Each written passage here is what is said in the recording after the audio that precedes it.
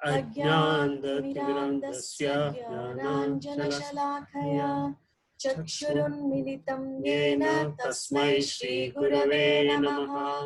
श्रीचैतन्य मनोभीष्टं स्थापितं येन भूतले स्वयं रूपा कदा मह्यं ददाति स्वपदान्तिकं।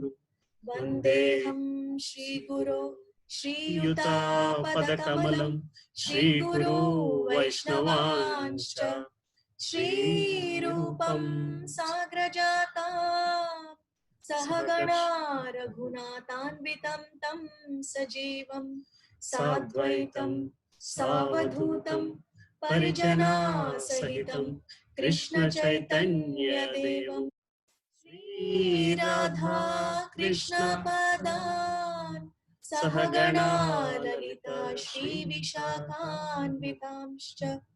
हे कृष्णा करुणा सिन्धु दीनबन्धो जगत्पते गोपेशा गोपिका कान्ता राधाकान्ता नमोस्तुते।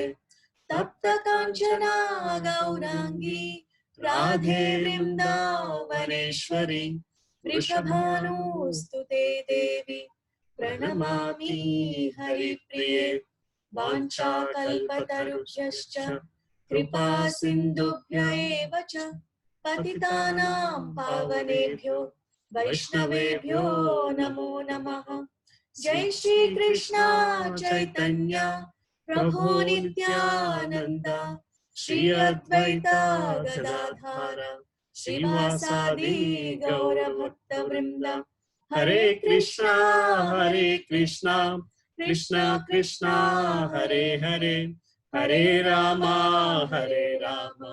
राम राम हरे हरे।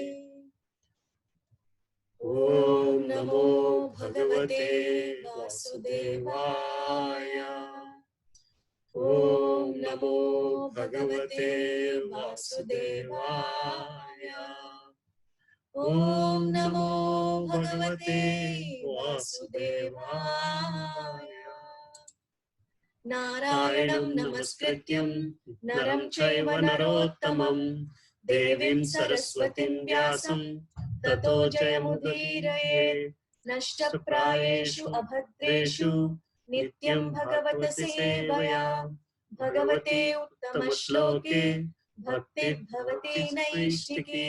कृष्णाय वासुदेवाय देवकीनन्दनाय च नन्दगोपकुमाराय गोविन्दाय नमो नमः।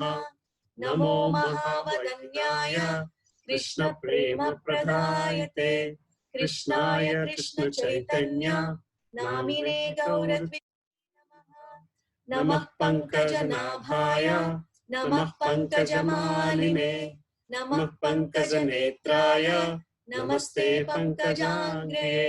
नमो ब्राह्मण्याय देवाय गोब्राह्मणाहिताय च जगद्धिताय कृष्णाय गोविन्दाय नमो नमः।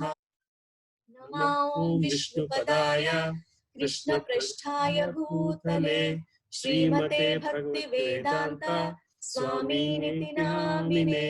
नमस्ते सरस्वती देवी गौरवाणी प्रचारिणे निर्विशेष शून्यवादी पाश्चात्य देशतारिणे। जय श्री कृष्ण चैतन्य प्रभु नित्यानंद श्री अद्वैत गदाधर श्रीवासादि गौर भक्त वृंद।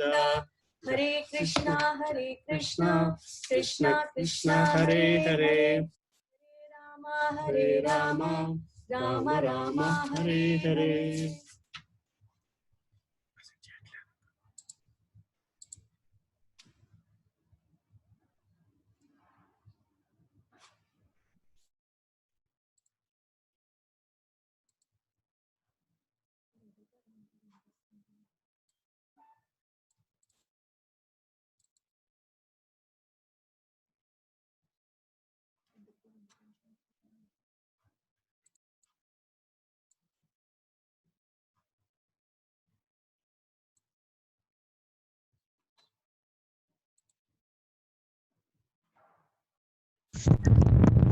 అంతా వినబడుతుంది కదమ్మా? స్క్రీన్ రెండు వినిపిస్తున్నాను.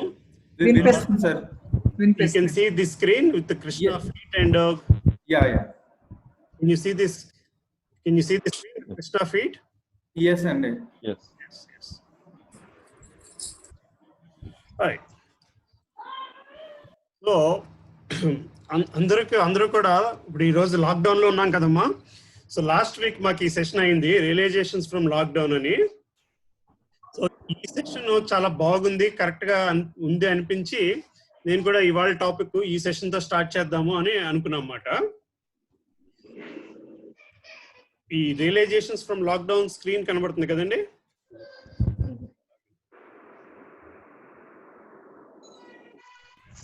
ఇప్పుడు లేదండి, ఇప్పుడు ఓన్లీ వీడియో స్క్రీన్ మాత్రమే కనబడుతుంది. మీ ప్రెజెంటేషన్ రావట్లేదు. ప్రెజెంటేషన్ రావట్లేదు, నేను కనబడుతున్నాను. ఓకే, అది దట్స్ థింగ్.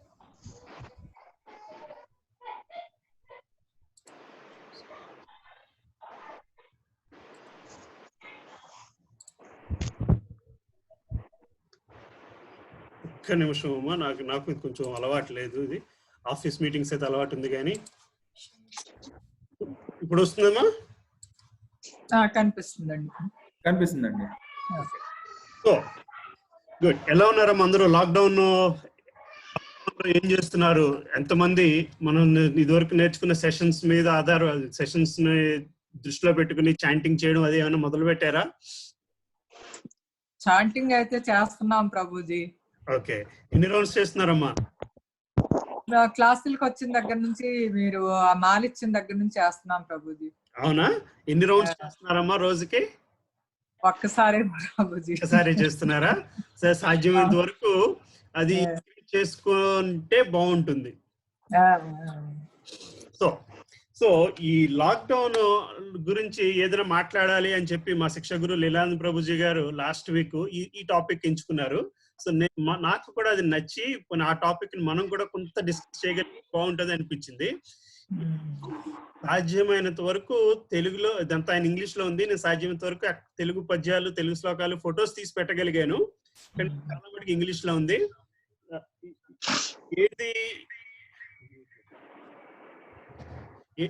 ఏది ఇంగ్లీష్ లో ఉన్నది నేను తెలుగులో ఎక్స్ప్లెయిన్ చేస్తుంటాను మీకు. ఎక్కడైనా క్వశ్చన్స్ ఉంటే అడగండి. నేను అందరినీ అన్మ్యూట్ లో పెడుతున్నాను, మనకు అంత డిస్టర్బెన్స్ రావట్లేదు కాబట్టి. సరే, ఈ లాక్డౌన్ కి ఆయన ఇచ్చిన ప్రత్యేక నిర్వచనం ఏంటంటే, లాక్డౌన్ లో ఏం జరుగుతుంది? మనం నిర్బంధింపబడ్డాము అంటే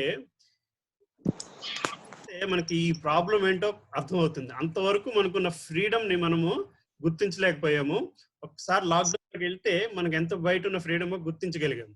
అయితే ఈ లాక్డౌన్ ని ఎలాగ సద్వినియోగం చేసుకున్నాము, చేసుకోగలిగాము లేదా అన్నది డిస్కషన్. ఎందుకు ఈ లాక్డౌన్ జరుగుతుంది? What is the purpose of the body? Everybody is worried about. ఈ లాక్డౌన్ ఎందుకు జరుగుతుంది? అందరిని బతికించడానికి, అంతే కదమ్మా. బయటికి వెళ్తే చనిపోతామేమో అన్న భయంతోని ఎక్కువగా ప్రేమిస్తున్న ఈ బాడీ ఒక అసలు ఉద్దేశం ఏమిటి? బాడీని మనం అంత అమితంగా ప్రేమించడం వల్ల జరుగుతున్న దాన్ని ప్రేమించి దాన్ని సద్వినియోగం చేసుకుంటున్నామా లేదా? ఇక్కడ రెండు విషయాలు మనం అర్థం చేసుకోవాలి. భౌతికంగా ఉన్నప్పుడు మనము లాక్డౌన్ అవుతుంది, మనకి చాలా క్లియర్ గా కనబడుతుంది. కానీ స్పిరిచువల్ గా చూస్తే ఈ శరీరంలో మన ఆత్మ ఆల్రెడీ బంధించ, అది మనం గ్రహించగలగాలి. మనం ఎప్పటి నుంచో ప్రతి జీవి కూడా ఎటర్నల్ గా లాక్డౌన్ అయిపోయి ఉన్నారు. వాళ్ళ ఆత్మ వాళ్ళ బాడీలో లాక్డౌన్ అయిపోయి ఉంది. అది అన్లాక్ చేయడం ఎలాగా అన్నది మనం ఆలోచించడానికి ఈ పర్టికులర్ లాక్డౌన్ ఒక చిన్న ఉదాహరణ మాత్రమే. సో ఆ వ్యత్యాసం ఎలాగ తీసుకురావాలి? సో దీనికి ఆయన ఈ బాడీ అంటే మనకి ఎంత ప్రేమో చూపించడానికి ఒక ఉదాహరణగా మనకి దదీచి కథ చెప్పారు. లోని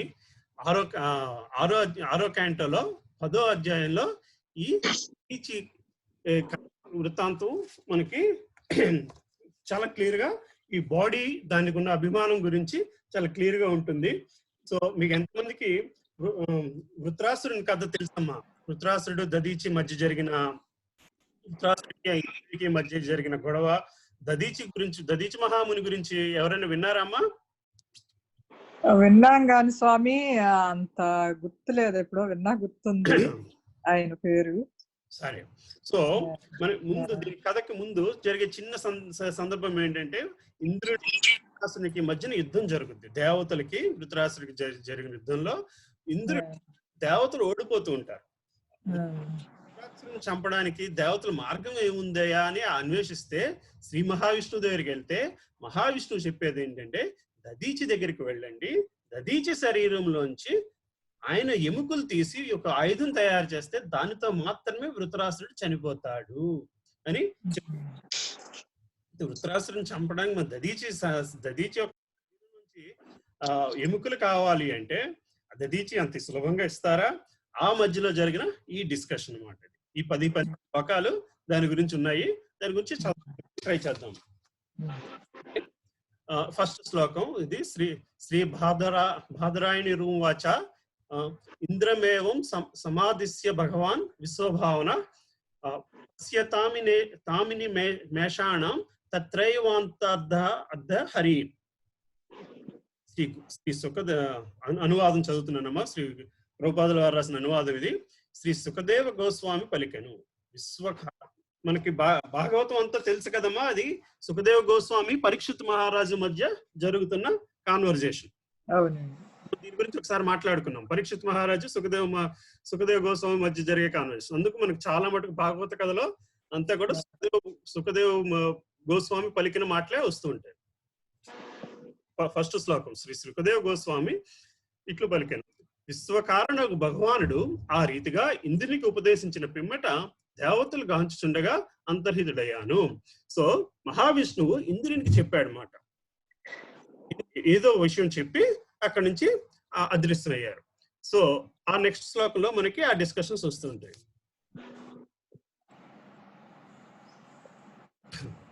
శ్లోకం కంటే అర్థం చదువుతానమ్మా. సో మహారాజా భగవతాదేశం అనుసరించి దేవతలు అధర్వుని తనయుడగు దధీచి కడగగిరి వారు అతని శరీరమును యాచించినంతటా పరమాత్మకు అతడు వెంటనే దానికి కొంత అంగీకరించినను వారి వలన ధర్మము నెరుగుటకై నవ్వుచు ఇట్లా పలికెను. సో అందరి శరీరం మీద ఉంటుంది. శరీరాన్ని వదలడం అంత సులభమైన మార్గం కాదు కదా. అయితే అది దధీచి మహామునికి తెలుసు.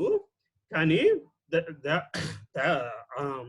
అధర్వుని తనయుడైన దధీచి దగ్గరికి వెళ్ళి అతని శరీరాన్ని అడగడానికి వెళ్ళేసరికి అతడు దాన్ని కొంత అంగీకరించినను వారి దగ్గర ధర్మము తెలుసుకొనుటకై దేవతలు దధీచిముని మహాజ్ఞాని అయినా సరే దేవతల దగ్గర నుంచి ధర్మమును తెలుసుకోవడం కోసమని కొంత మాట్లాడారట. ఏం మాట్లాడారో నెక్స్ట్ శ్లోకంలో వస్తుంది. ఒకసారి ఇది డిస్కస్ చేశాము. పరీక్షిత్ మహారాజు గురించి, కంసుడు గురించి. ప్రతి ఒక్కరికి కూడా జన్మించిన ప్రతి ఒక్కరు కూడా చనిపోవాల్సిందే. ఈ విషయం తెలుసు, అందరికీ తెలుసు. అయినా సరే మనం రక్షించేసుకుందాము అన్న విషయంలో ప్రపంచం అంతటా కూడా ఈ లాక్డౌన్ లో ఉండిపోయింది. ఈ నిర్బంధాన్ని విధించారు. ఒక విధంగా చూస్తే ప్రపంచంలో ప్రతి నాయకుడు కూడా వాళ్ళు ఏమీ చెయ్యలేక నిర్బంధించారు మనల్ని. మార్గం లేక అందరూ చేతులు ఎత్తేసి ఇదొక్కటే మార్గం అని నిర్బంధించారు. అది వేరే. అయితే మనము మానవులుగా ఏం చేయాలి? మనం ముందు నుంచి ఒకసారి డిస్కస్ చేసుకుంటూ వచ్చాము. తెలుసు వాడు చనిపోతాడని, పరీక్షిత్ తెలుసు వాళ్ళు చనిపోతారని. అయితే వాళ్ళు ఎంచుకున్న మార్గాలు. కంసుడు ఏం చేశాడు? నన్ను చంపేవాడు ఉన్నాడు అని, ఎక్కడో ఉన్నాడు అని తెలిసి కనబడని వాళ్ళందరినీ చంపుకుంటూ వెళ్ళిపోయాడు. పరీక్షిత్ మహారాజు ఏం చేశాడు? నేను చనిపోతాను అని తెలిసి చనిపోయే ముందు ఏం చేయాలి, ఈ 7 రోజుల్ని నేను ఎలా ఉపయోగించుకోవాలి అని చెప్పి రాజ్యాన్ని వదిలేసి, చిన్న కుర్రాడైన జనమేజయుడికి రాజ్యాన్ని వదిలేసి భాగవతం కథ గురించి వినడం మొదలు పెట్టాడు. మనం భాగవతం గురించి అంతగా డిస్కస్ చేయలేదమ్మా, కానీ ఇవాళ కొంచెం వచ్చింది కాబట్టి కొంచెం క్లుప్తంగా మాట్లాడుకుందాం. దీని గురించి సెపరేట్ గా ఒక సెషన్ తీసుకుంటాను భాగవతం గురించి. అయితే సో పరీక్షిత్ మహారాజు సుఖదేవ గోస్వామిని అందరిని అడిగాడు మాట, ఈ భాగవత ధర్మాన్ని నాకు ఎవరు చెప్పగలరు, జన్మ రహస్యాన్ని ఎవరు చెప్పగలరు అంటే దాన్ని అందరూ కలిసి కేవలం సుఖదేవ్ గోస్వామి మాత్రమే మీకు చెప్పగలరు అని చెప్పారు. సుఖదేవ్ గోస్వామి వ్యాసుని కొడుకైన సుఖదేవ్ గోస్వామి. అదేంటంటే మనం ఈ 3 త్రిగుణాలకి అతీతంగా ఉండగలిగిన వ్యక్తి మాట. మరొకసారి నెక్స్ట్ వీక్ మనం త్రిగుణాల గురించి మాట్లాడుకున్నప్పుడు మళ్ళీ చెప్పుకుందాము. సుఖదేవ్ గోస్వామి ఒకసారి విన్నది మర్చిపోడు మాట. ఆ అతను ఎక్కడా కూడా ఎక్కడికి వెళ్ళి ఎప్పుడు కూడా అలాగా సంచారం చేస్తుంటారు. ఏ ప్లేస్ లోని కూడా పాలు ఆవు పితికే అంత సమయం కూడా ఆయన వెయిట్ చేయరు. ఒకవేళ ఆ మాత్రం సమయం వెయిట్ చేస్తే ఆ ప్లేస్ తో అటాచ్మెంట్ వచ్చేస్తుందేమో అన్న దీనికోసమని ఆయన ఒక్క చోట కూడా నిలబడరన్నమాట. అలాంటి వీళ్ళు భాగవత కథ చెప్పమని అడిగితే ఆయన వచ్చి 7 రోజులు పరీక్షిత్ మహారాజు గారికి చెప్తారన్నమాట. ఆ సందర్భంలో చెప్తున్నారు అనమాట, ఓ పరీక్షిత్ మహారాజా, భగవతాదేశమును అనుసరించి దేవతలు అధర్వుని తనయుడుగు దదీచి కడిగేగిరి, వారిని శరీరమును యాచించినంతటా పరమోదరుడుగు అతను వెంటనే దానికి కొంత అంగీకరించినను ఆయన మనసులో అంగీకరించాడు. ఆయన ఇవ్వాలనే ఉంది, కానీ వారి ధర్మము నెరుగుటకు నవ్వుచూ ఇట్లా పలికెను. ఇక్కడ మనం అర్థం చేసుకోవాల్సింది ఇంకోటి కూడా ఉందమ్మా.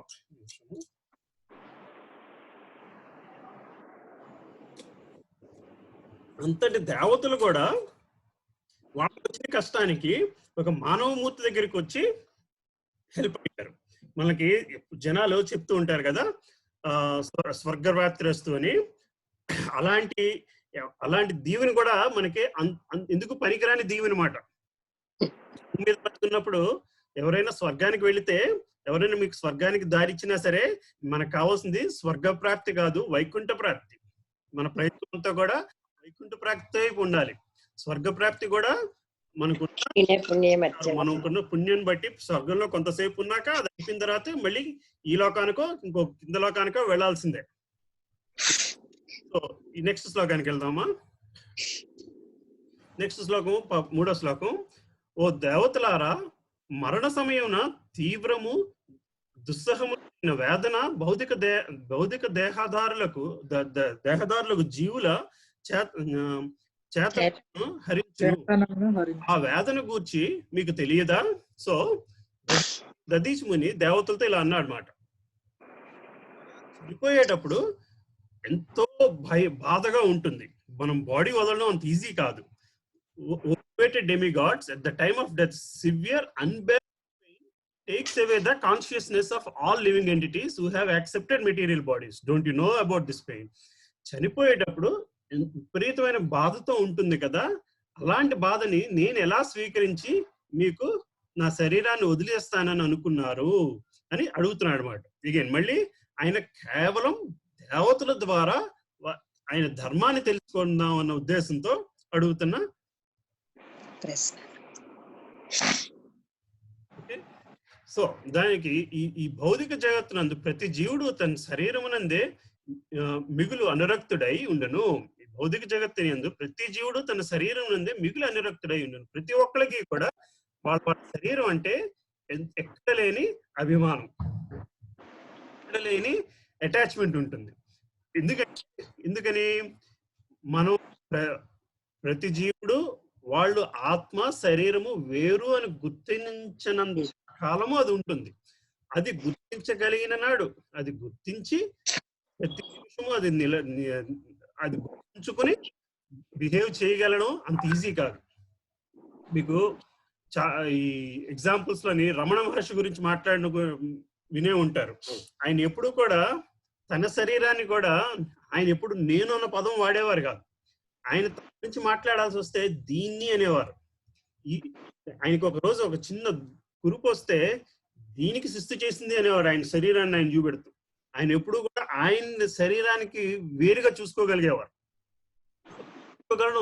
అంత ఈజీ కాదు. అలా చూసుకోగలిగిన వాళ్ళు ఈ లాక్డౌన్ లో బాధపడాల్సిన అవసరం ఉండదు. సో ఈ భౌతిక ప్రతి జీవుడు తన శరీరాన్ని మిగిలి అనురక్తుడై ఉండును. దేహమును ఎల్లప్పుడూ నిలిపి ఉండుటకు దేహం నెల్లప్పుడు నిలిపి ఉండుటకు తీవ్ర సంఘర్షణ కావించచ్చు సంపత్తులను పణముగా పెట్టి అయినను ప్రతి ఒక్కడు దాన్ని రక్షించుటకు అన్ని విధాములుగా ప్రయత్నించును. ఎప్పుడు కూడా దేహంలో ఉండదామనే చివరి వరకు, అది అందరికీ తెలుసు ఏదో నిమిషం ఇది వదిలేయాలి అని తెలిసినా సరే చివరి వరకు దాని విష్ణుదూతలో యమదూతలో ఎవరో ఒకళ్ళు వచ్చి తీసుకెళ్ళిపోయే వరకు. వచ్చేది విష్ణుదూతలు అయితే విష్ణుదూతలు రాగలిగే స్థాయికి మనం ఎదిగితే బాధే ఉండదు. ఆ యమదూతలు వచ్చి తీసేసే వరకు కూడా ఉన్న సంపత్తును పణంగా ప్రతి ఒక్కరు దాన్ని రక్షించడానికి అన్ని విధములుగా ప్రయత్నించును. అంతే కదా, ఈ రోజు కూడా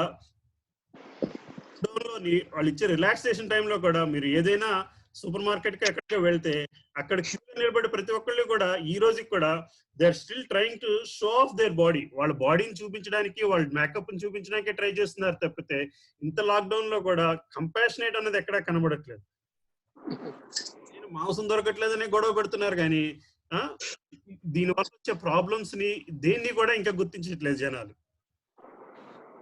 విష్ణు భగవానుడే కోరినప్పటికీ ఎవ్వరూ తన శరీరాన్ని అర్పించడానికి సిద్ధపడను అంటున్నారు మాట. ప్రతి ఒక్కరు కూడా ఈ శరీరాని కోసమే కదా బతుకుతున్నది, అలాంటప్పుడు విష్ణు వచ్చి అడిగితే మాత్రం ఎలాగిచ్చేస్తారు అని దేవతలను అడుగుతున్నారు. సో దీని వలన దేవతలు ఏం చెప్తారా అని ఆయన నేర్చుకోవడం కోసం. ఓకే, ప్రొసీడ్ అవునా? ఓకే. సో దేవతలు ఇట్లు ప్రత్యర్థం ఇచ్చిరి, ఓ బ్రాహ్మణోత్తమ ప్రశంసనీయ కార్యక్రమాలు చేయనట్టి మీ వంటి పుణ్యాత్మలు జనసామాన్యము పట్ల దయానురాగములు కలిగి ఉందరు. ఇతర లాభము కొరకు అట్టి పుణ్యజీవులు ఏది వసకుందరు. ఓ ఎగ్జాల్టెడ్ బ్రాహ్మణ, pious persons like you whose activities are praiseworthy are very kind and affectionate to people in general. What can such pious souls give for the benefit of others? They can give everything including their bodies. చెప్తున్నారు ఆయన మనుషులు ఇలాంటి బ్రాహ్మణోత్తములు ఇంకొకరి కోసమే బతుకుతున్నవారు, ఇంకొకరి సహాయం కోసమే, ఇంకొకరికి సహాయం చేయడానికి kind and in service of others, affectionate to others. ఇతరులకు జీవించే వాళ్ళు నీలాంటి జ్ఞానులు కూడా అట్టి పుణ్య బాడీని వదలడానికి అంత కష్టపడాలా, బాడీ గురించి అంత బాడీ మీద అంత అటాచ్మెంట్ ఉందా అని అడుగుతున్నా.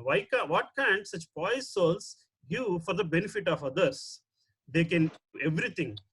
మీలాంటి గొప్ప వ్యక్తులు ఇతరుల కోసం దేనైనా ఇవ్వగలరు, అని కూడా త్యాగించగలరు కదా అని దేవతలు అతన్ని అడుగుతున్నారు అన్నమాట. అతి స్వార్థపరులు ఇతరులు కష్టమును ఎరుగకయే వారిని ఏదో యాచించరు. కానీ యాచకుడు తాత యొక్క కష్టము నేను ఎరగగలిగినచో దేనిని అర్థించడు. అట్లే దానమును ఇవ్వగలిగిన వాడు యాచకుని కష్టమును నెరుగడు. యాచకుడు అడిగిన దానము నొసగుటకు అతను నిరాకరింపబడు.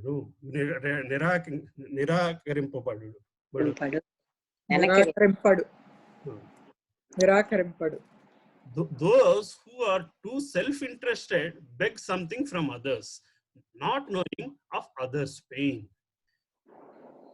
Self-interested beg from others.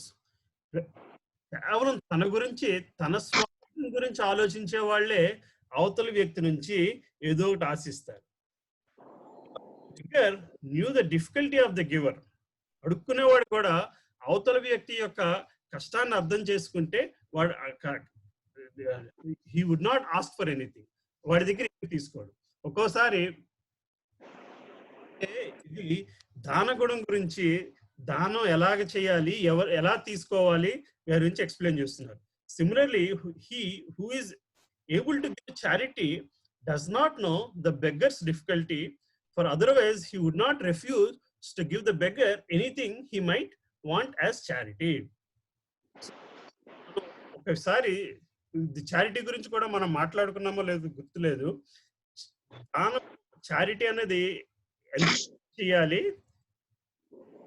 చేస్తే చారిటీ ఫలితం వస్తుంది. దీని గురించి ఒకసారి ఒక డిస్కషన్ లో వచ్చిందేమో మనం. సో మనం ఎవరికైనా దానం చేస్తే, ఇప్పుడు మన దగ్గర ఒక 1,00,000 రూపాయలు ఉన్నాయనుకోండి, ఒక 100 రూపాయలు దానం చేసి నేను చాలా దానం చేసేసాము అని అని ఫీల్ అయితే దాంట్లో దాన గుణం ఏమి ఉండదమ్మా. దాన ప్రయత్నం ఉండదు. ఒక్కసారి దానం చేసేటప్పుడు మనం ఎంత దానం చేస్తే దాన ఫలితం వస్తుందంటే, దానం చేసినప్పుడు ఆ పెయిన్ మనకి తగలాలి, చిన్న పించి రావాలి. This is the maximum I can do. ఇంతకంటే చేస్తే నేను పించి రావాలి. సో 1,00,000 రూపాయలు ఉన్న వాళ్ళకి 50,000 దానం చేస్తే ఆ పించి వస్తుందేమో. ఆ పించి వచ్చే పాయింట్ వచ్చినంత వరకు మనకు ఆ ఫలితం రాదమ్మ. 1,00,000 రూపాయలు ఉండే 10 రూపాయలు దగ్గరికి దానం చేసి నేను చాలా పుణ్యం చేసేసాను, ఇంక ఈ రోజుకి నేను ఏ పాపమైనా చేయొచ్చు అన్న భావనలో బతికేసేవాళ్ళు ఉన్నారు.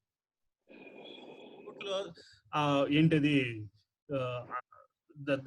కోట్లు సంపాదించి అక్రమంగా 1,00,00,000 రూపాయలు వెంకటేశ్వర స్వామికి కిరీటం చేయించేసి నేను పుణ్యం చేసేసాను అన్న భావనలో ఉండి ఆ దానం చేశాను కదా అని చెప్పి ఇంకంత అక్రమార్జనకి జస్టిఫికేషన్ చేసేసుకునే పాలిటీషియన్స్ ఉన్నారు ఈ రోజుల్లో. So those who are self-interested beg something from others, not knowing of others' pain. మనం ఎవరైనా ఏదైనా అడిగినప్పుడు అది వాళ్ళు ఇవ్వగలరా లేదా, వాళ్ళ పెయిన్ కూడా మనం అర్థం చేసుకోవాలి. అడిగినప్పుడు మనం ఎవరైనా అవతల వాళ్ళకి ఇవ్వలేని పరిస్థితి అయితే మనము అడగడానికి వీల్లేదు. Similarly he who is able to give charity does not know the beggar's difficulty, for otherwise he would not refuse to give. మనకి అవతల వాళ్ళ బాధ అర్థమైనప్పుడు, ఎవరైనా మనల్ని అడిగినప్పుడు వాళ్ళ బాధ అర్థమైనప్పుడు తప్పకుండా దానం చెయ్యాలి. Anything he might want as charity. Okay, అది వాళ్ళిద్దరి మధ్య జరుగుతున్న డిస్కషన్. నేను దదీచి ఇట్లు పలికెను, మీ నుండి ధర్మవాచములను వినుటకే దేహ త్యాగమునకు నేను నిరాకరించి ఉంటిని. ఈ దేహము నేడో రేపో వెళ్ళిపోవలసినదేనని నేను ఎరిగినందున అత్యంత ప్రియమైనప్పటికీ మీ ఉన్నత ప్రయోజనాలకై దీనిని ఇప్పుడు త్యాజించును.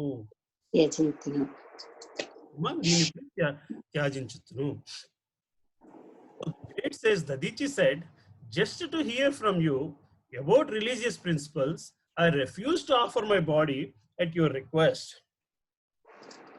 Now, although my body is extremely dear to me, I must give it up for your better purposes, since I know that it will leave me today or tomorrow.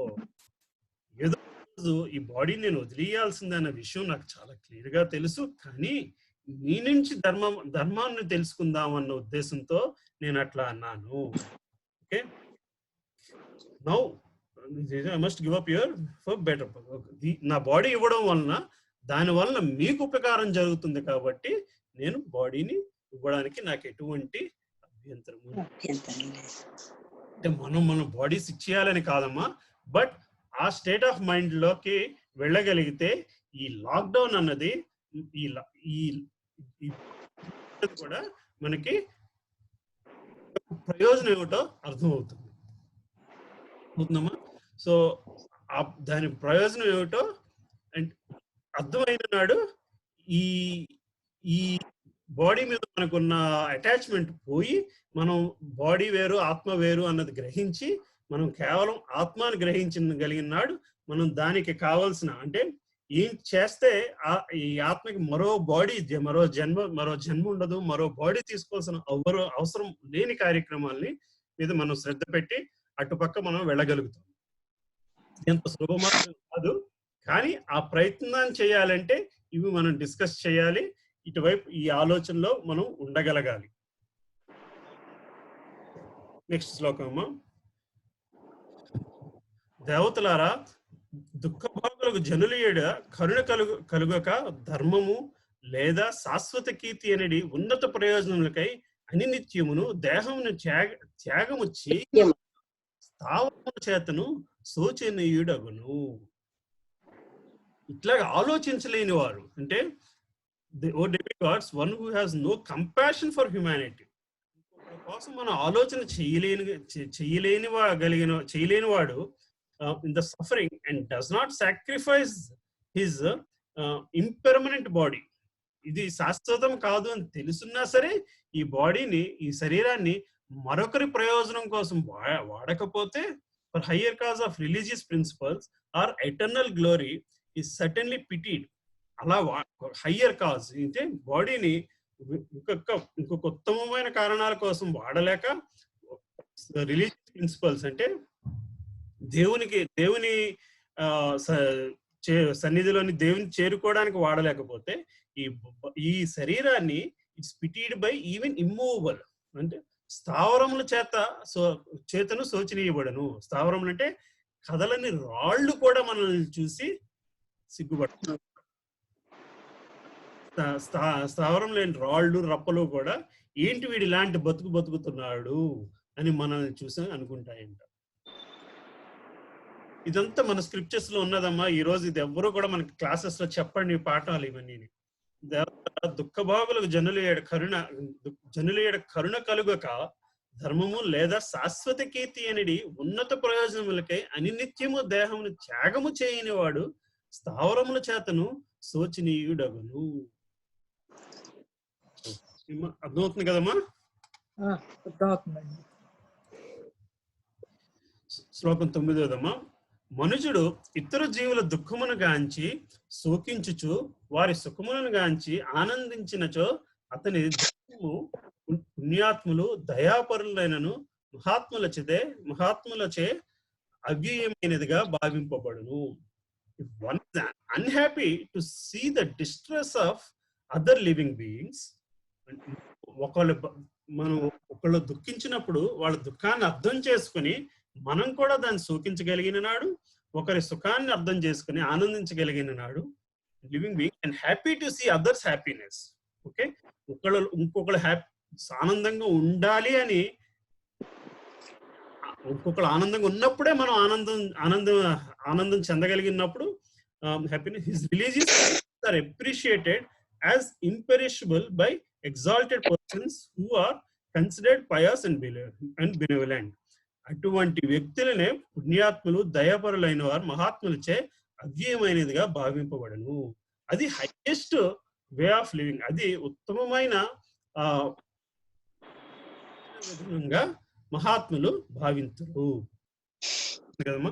So this is basically explaining. ఇదేంటంటే మన ఆలోచన ఎలాగుండాలి, మన మనుగడ ఎలాగుండాలి, మనం ఇంకొక వ్యక్తి బాధని ఎలాగా మనం స్వీకరించి మనం కూడా కంపాషనేట్ గా ఉండాలి అన్నది చెప్తుందమ్మా. ఇనీషియల్ స్టేజెస్ లో ప్రయత్నించిన ఏదో ఒక రోజు ఒకళ్ళ బాధను చూసి మనకి ఆటోమేటిక్ గా బాధ కలగగలగాలి, మనం ఇంకొకరు ఆనందంగా ఉన్నారు అంటేనే మనలో ఆనందం కలగగలగాలి. ఆ రెండు జరగగలిగిన నాడే మనకి గ్రోత్ కనబడుతూ ఉంటుంది, స్పిరిచువల్ గా గ్రోత్ వస్తూ ఉంటుంది. నెక్స్ట్ శ్లోకానికి వెళ్దామా. మరణాంతరము కుక్కలకు నక్కలకు దేహము ఆత్మస్వరూపు నాకు వాస్తవముగా ఎట్టి లాభమును చేయదు. చనిపోయిన తర్వాత ఈ బాడీ కేవలం కుక్కలకు నక్కలకు ఆహారమయ్యేది. ఈ బాడీ నాకు నిజానికి దీనివల్ల ఏమి ఉపయోగము లేదు. కేవలం కొంతకాలం ఉపయోగపడి ఈ శరీరము ఏ క్షణమైనను నశింపగలదు.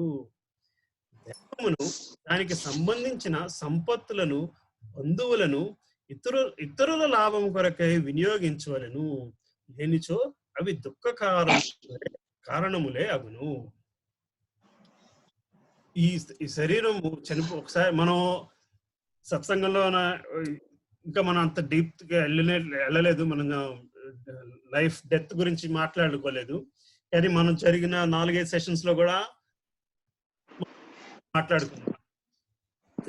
ఏం జరుగుద్దో తెలియదండి, మరో సెషన్ మనం రాగలుగుతామో లేదో తెలియని పరిస్థితి అని అనుకుంటే చాలా మటుకు అది జోక్లా చూసుకుంటూ ఉంటారు. మన స్పిరిచువల్ సెషన్స్ లో డిస్కస్ చేసినప్పుడు ఏంటి ఇలా అంటున్నారు అని. కానీ ఇవాళ జరుగుతున్న సంఘటన చూస్తే అలాగే అనిపిస్తుంది కదమ్మా కరోనా వైరస్ తోనే. రేపు నెక్స్ట్ వీక్ మరో సెషన్ లో మీరు నేను ఉంటామని కూడా గ్యారెంటీ లేని పరిస్థితి. ఎవరుంటారో ఎవరో లేరు అని పరిస్థితి. ఇప్పటికే మనం అది అర్థం చేసుకుని ఈ బాడీని కాదు ఆత్మ అని అర్థం చేసుకుని ఆ స్పిరిచువల్ లైఫ్ లోకి వెళ్ళడానికి ఇది ఒక చక్కటి అవకాశం.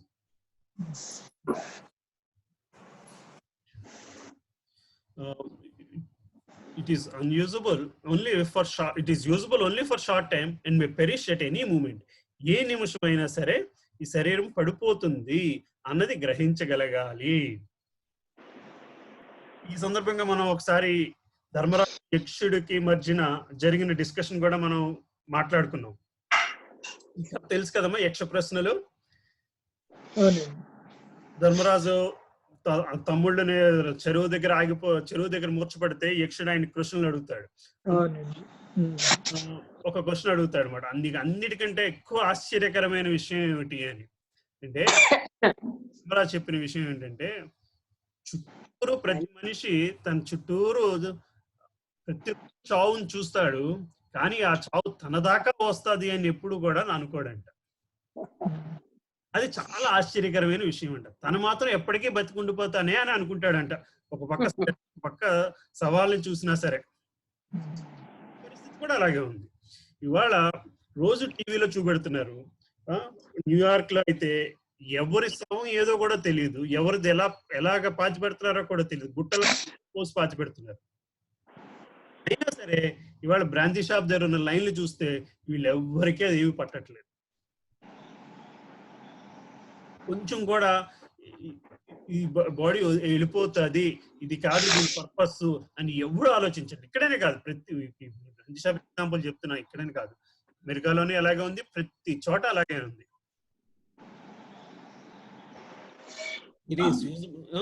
ఈ శరీరం ఏ క్షణమైనా నశింపగలదు. దేహమును దానికి సంబంధించిన సంపత్తును బంధువులను ఇతరుల లాభాల కొరకే వినియోగించవలను.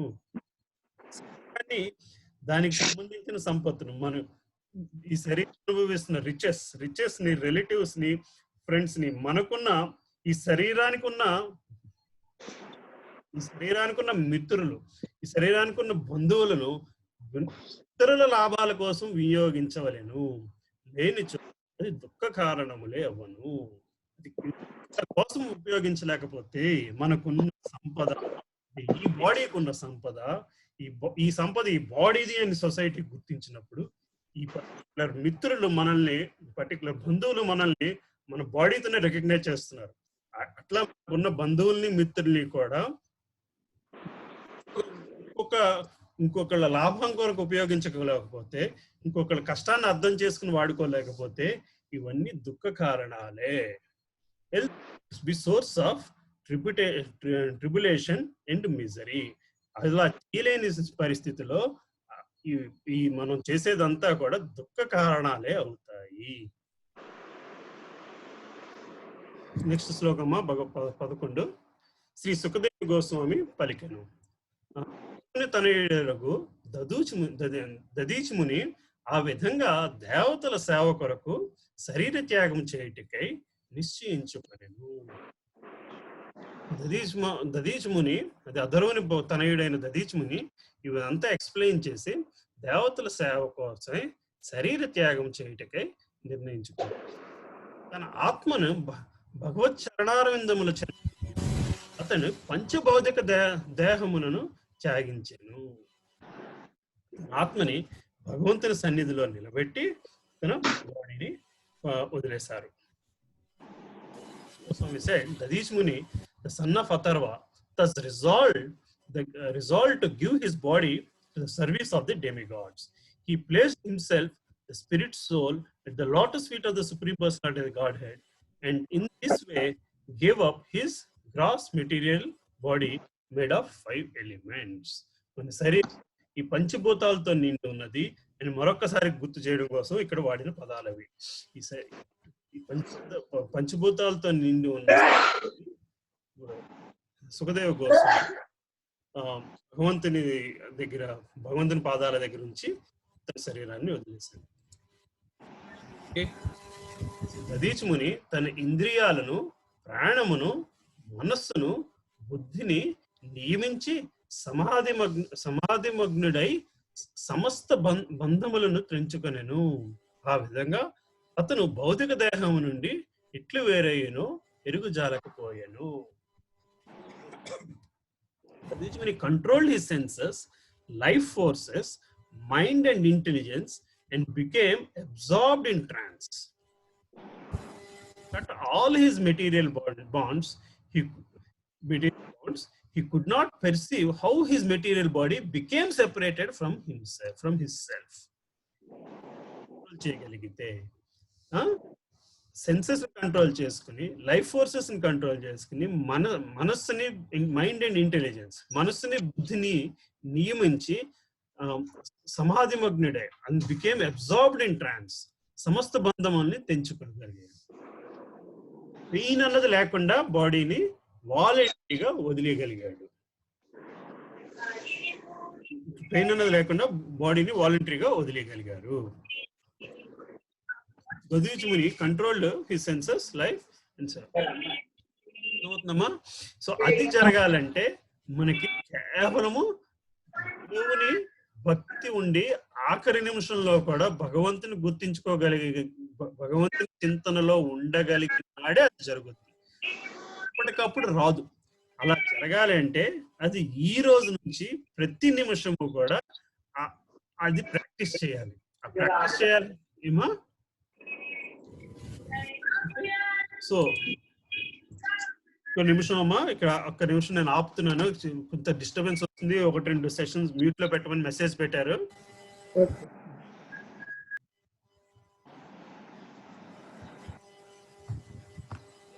కనబడుతుందమ్మా? నేను కనబడుతున్నానమ్మా? అర్థమవుతుందమ్మా? ఇప్పుడు చెప్పిన దాంట్లో ఏమైనా క్వశ్చన్స్ ఉన్నాయా?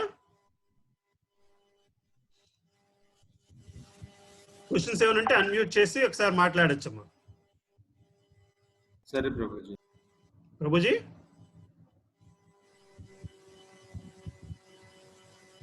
ఒక్క నిమిషం అండి.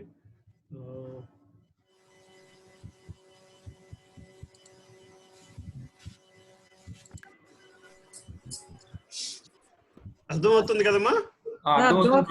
ప్రభుజీ నేను క్వశ్చన్స్ ఉంటే ఒకసారి అడగండి అమ్మా. Okay. Putting you all back in mute.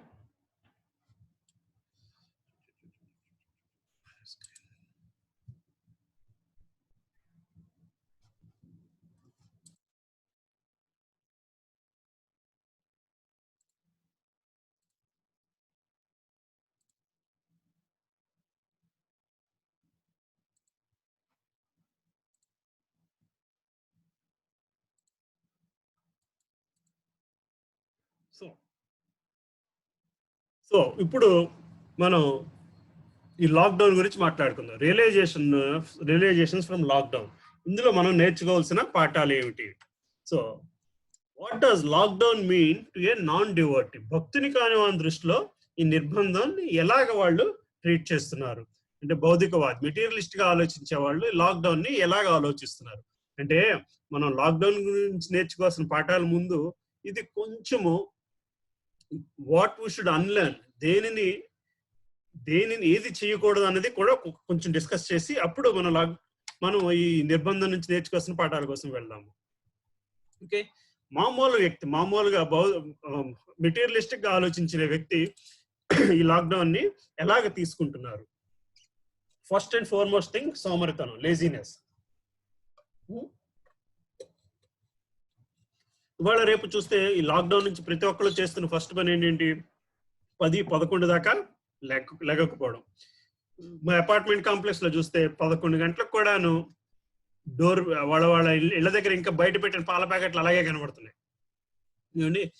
ఈ లాక్డౌన్ నుంచి మనకున్న ఈ టైంని ఉపయోగించుకోవకుండా మనం నేర్చుకుంటుంది ఏంటంటే బద్ధకం.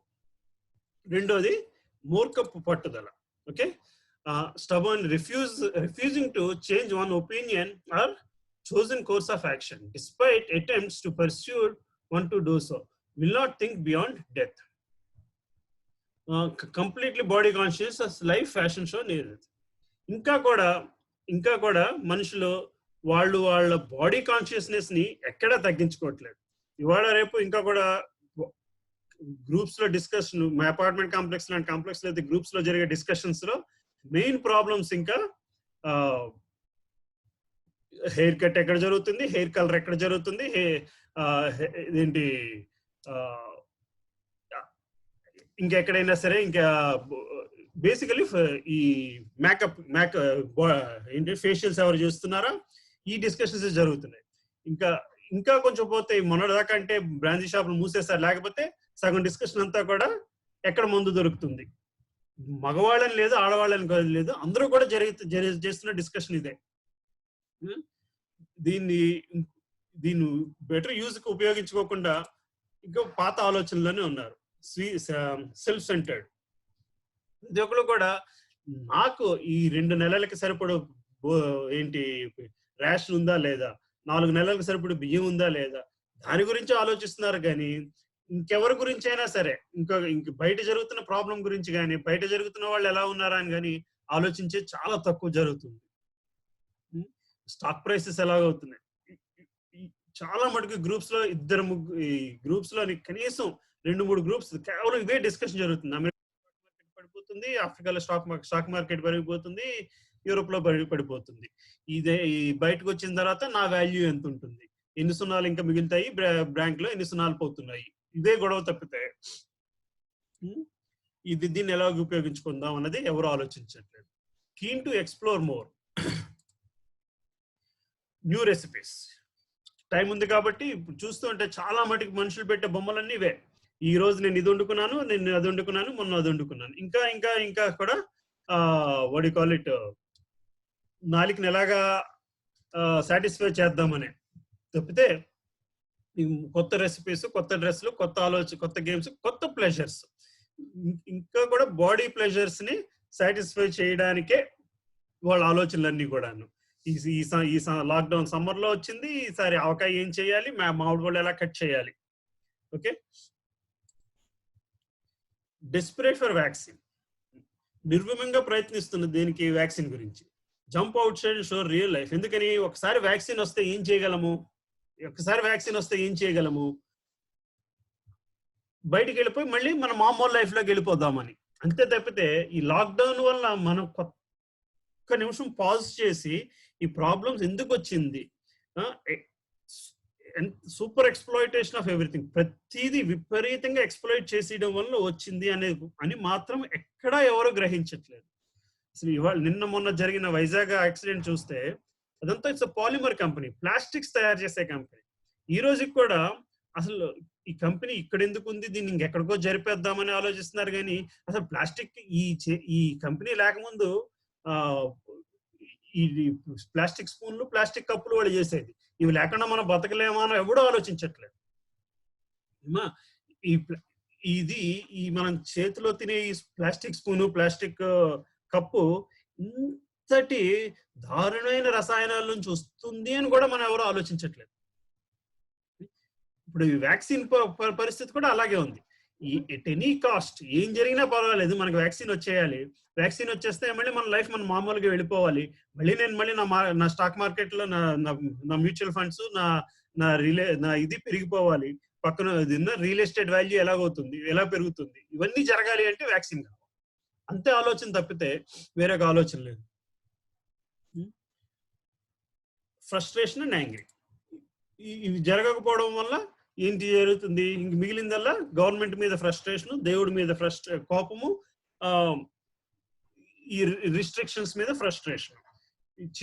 చిన్న ఎంప్లాయీ అయితే వాళ్ళ కంపెనీ వాడు జీతం ఇస్తున్నంత సేపు ఈ ఫ్రస్ట్రేషన్ ఉండదు. ద మూమెంట్ జీతంలో కొంత కట్ అనగానే ఫ్రస్ట్రేషన్ వస్తుంది. వాడు ప్రతి దాని మీద ఈ ఫ్రస్ట్రేషన్ కోపం కనబడుతుంది. I have earned my enjoyment, how can I be stopped from enjoying.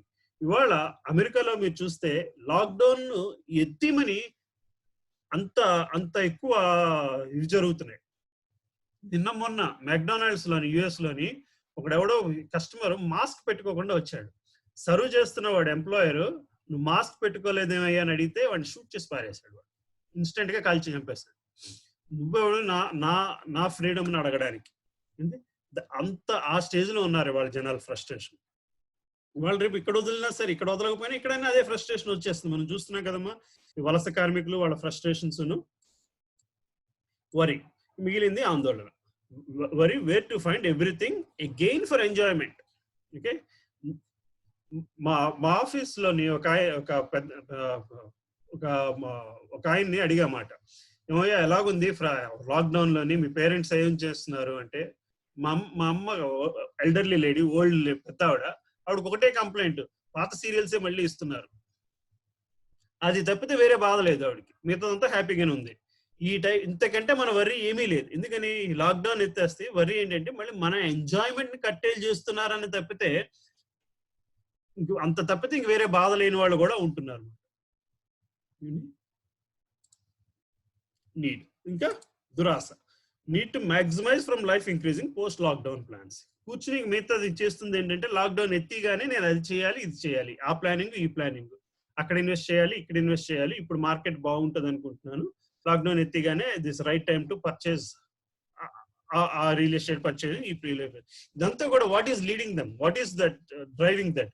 It's all their need and their greed more than anything. It's దురాస. This is what is happening in a normal materialistic person.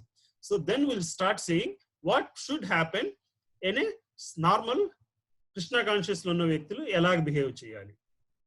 Okay, so realization from lockdown. What does lockdown mean to a devotee? What should it mean to a devotee? భక్తుని దృష్టిలో నిర్బంధం అంటే ఎలా ఉంటుంది ఆధ్యాత్మికంగా ఆలోచించేవాడు. వాళ్ళు friendship కోసం చూస్తున్నారు. వాళ్ళు ఎవరితో ఫ్రెండ్షిప్ కోసం చూడాలి? భగవంతునితో ఫ్రెండ్షిప్ కోసం చూడాలి. Only soulmate who walks with us at the end could be realized. The Krishna consciousness ఉన్నవాళ్ళు కేవలం భగవంతుని కోసం, స్నేహితుల కోసం ఈ టైంని, అవకాశాన్ని ఈ కాలాన్ని అవకాశంగా భావించి ఉపయోగించుకుంటున్నారు. సో భగవద్గీత 18వ శ్లోకంలో మీనింగ్ అనేది, the Supreme Lord is situated in everyone's heart, O Arjuna, and is directing wandering of all living entities who are seated as on a machine made of material energy. భగవంతుడు ప్రతి ఒక్కరి బాడీలోని ఉన్నాడు. Situated in everybody's heart, ప్రతి ఒక్కరి మనస్సులోని. Super soul అని మన soul, super soul అనే కాన్సెప్ట్ ఇంకా మనం డిస్కస్ చేయలేదు. ప్రతి ఒక్కరి వ్యక్తిలోని ఒక ఆత్మ, పరమాత్మ ఇద్దరు ఉంటారు. ఆత్మ మంది, పరమాత్మ ఆ ఆత్మని పరిశీలిస్తూ ఉంటుంది, అలా వాచ్ చేస్తూ ఉంటుంది. ప్రతి దానికి కూడా గుడ్ అండ్ బ్యాడ్ అన్న థాట్ ఎక్కడి నుంచి వస్తుందంటే, మనం ఏదైనా పని చేస్తున్నప్పుడు ఆ సూపర్ సోల్, ఆ పరమాత్మ భాగం మనకు చెప్తూ ఉంటుంది అది తప్పేమో అని. మనం దాన్ని వినిపించుకోమాట. ఆ పరమాత్మ మనలో ఉన్న పరమాత్మతో స్నేహం చేయడానికి ప్రయత్నించగలగాలి. సో అర్జున కనెక్టెడ్ ఇన్ సాఖ్యరసం. Lord not only assured success in his life, in this life, but also in eternity. Always remained with him throughout. అటువంటి భగవంతునితో స్నేహం చేయగలిగిన వాడు అర్జునుడు. అటువంటి స్నేహం చేయగలిగిన వల్ల అతనితో త్రూఅవుట్, అతనితో చివరి వరకు భగవంతుడు అతనితో పాటు నిలబడ్డాడు. సో కృష్ణ కాన్షియస్ లో ఉన్నవాళ్ళు, ఆధ్యాత్మిక చింతనలో ఉన్నవాళ్ళు ఈ లాక్డౌన్ ని ఇలాగ ఉపయోగించుకోవడానికి వాడాలి. నెక్స్ట్ రిపోర్ట్ కార్డ్, నివేదిక. Marks that count are how much we're connected with Lord Krishna. మనం భగవంతునితో ఎంతటి బంధాన్ని పెంచుకుంటున్నామో అన్న దాని మీదే మనం ధ్యాస పెట్టాలి తప్పితే ఇంకా వేరొకటి కాదు. ఏదో స్టాక్ పడిపోతుందనో, ఇంకేదో పడిపోతుందనో కాదు. అవన్నీ అశాశ్వతము. శాశ్వతమైనది భగవంతునితో బంధము. దాని గురించి మన ప్రయత్నం అంతా ఉండాలి. O best among twice born, it is therefore concluded that the highest perfection one can achieve by discharging the duties prescribed for one's own occupation according to caste divisions and orders of life is to please the personality of Godhead. భాగవతంలో 1వ canto 2వ అధ్యాయం 13వ శ్లోకమా. ఇందులో భగవంతుని ఈ discussion జరుగుతుంది. Is therefore concluded that highest perfection, అతి ముఖ్యమైన విషయం మనకి చేయాల్సింది ఏంటంటే, మన కర్తవ్యాన్ని నిర్వహిస్తూ భగవంతుని చెప్పిన పద్ధతిలో మనం మనం మన మన కర్తవ్యాన్ని నిర్వహిస్తూ ఆయనకి దగ్గర అవ్వాలి. ఎంగేజ్ అంబరీష్ మహారాజ్ ఎగ్జాంపుల్ మనం భాగవతం గురించి డీటెయిల్ గా డిస్కస్ చేస్తున్నప్పుడు ఇది చదువుకుంటాం. మళ్ళీని engaged all he senses in service of lord Krishna. Ambarish Maharaj కథ అధ్యాయంలో వస్తుంది. మనం మళ్ళీ ఇంకొకసారి దాన్ని డీటెయిల్ గా డిస్కస్ చేద్దాం.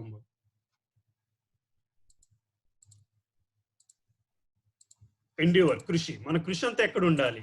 విచ్ ఎండ్యూవర్ ప్రొడ్యూస్డ్ ఎటర్నల్ రిజల్ట్స్, శాశ్వతమైన రిజల్ట్స్ వచ్చే వైపే మన కృషి అంతా ఉండాలి. ద సుప్రీం ఆక్యుపేషన్ ధర్మ for all humanity is that by which men can attain to loving devotional service unto the transcendental Lord. Such devotional service must be unmotivated and uninterrupted to completely satisfy the self. ఇది కూడా జదభత్ర కథలో అని వస్తుంది. Totally focused on every Endeavour to make sure his goal is achieved. ఆయన తన కృషి అంతా కూడా కేవలం ధర్మాన్ని, హ్యుమానిటీ, మానవత్వం మీదే నిలబెట్టుకుని భగవంతునికి దగ్గరయ్యాడు. Such devotional service must be unmotivated and uninterrupted to completely satisfy the self. Okay, so ఈ లాక్డౌన్ పీరియడ్ లోని ఇస్కాన్ లోని చాలా మంది, ప్రతి ఒక్కరు కూడా చాలా సెషన్స్ అవుతున్నాయమ్మా. చాలా ఆన్లైన్ సెషన్స్ అవుతున్నాయి. రోజుకి ఇంచుమించు 15-20 ఆన్లైన్ సెషన్స్ అవుతున్నాయి. రాధానాథ్ మహారాజ్ ఇస్తున్నారు, రాధేశ్యామ్ ప్రభుజీ ఇస్తున్నారు, నితయ్ సేవని మాతాజీ ఇస్తున్నారు. అయితే కొన్ని తెలుగు సెషన్స్ కూడా ఉన్నాయి. రామాయణ సెషన్స్ అవుతున్నాయి, భాగవతం సెషన్స్ అవుతున్నాయి. సో మన ప్రయత్నం అంతా కూడా వాటిని అర్థం చేసుకుని ఆధ్యాత్మిక దారిలో వెళ్ళడానికి ప్రయత్నించాలి. ఎక్సెస్, అధికము. సో దేర్ ఇస్ ఒక్క నిమిషమా.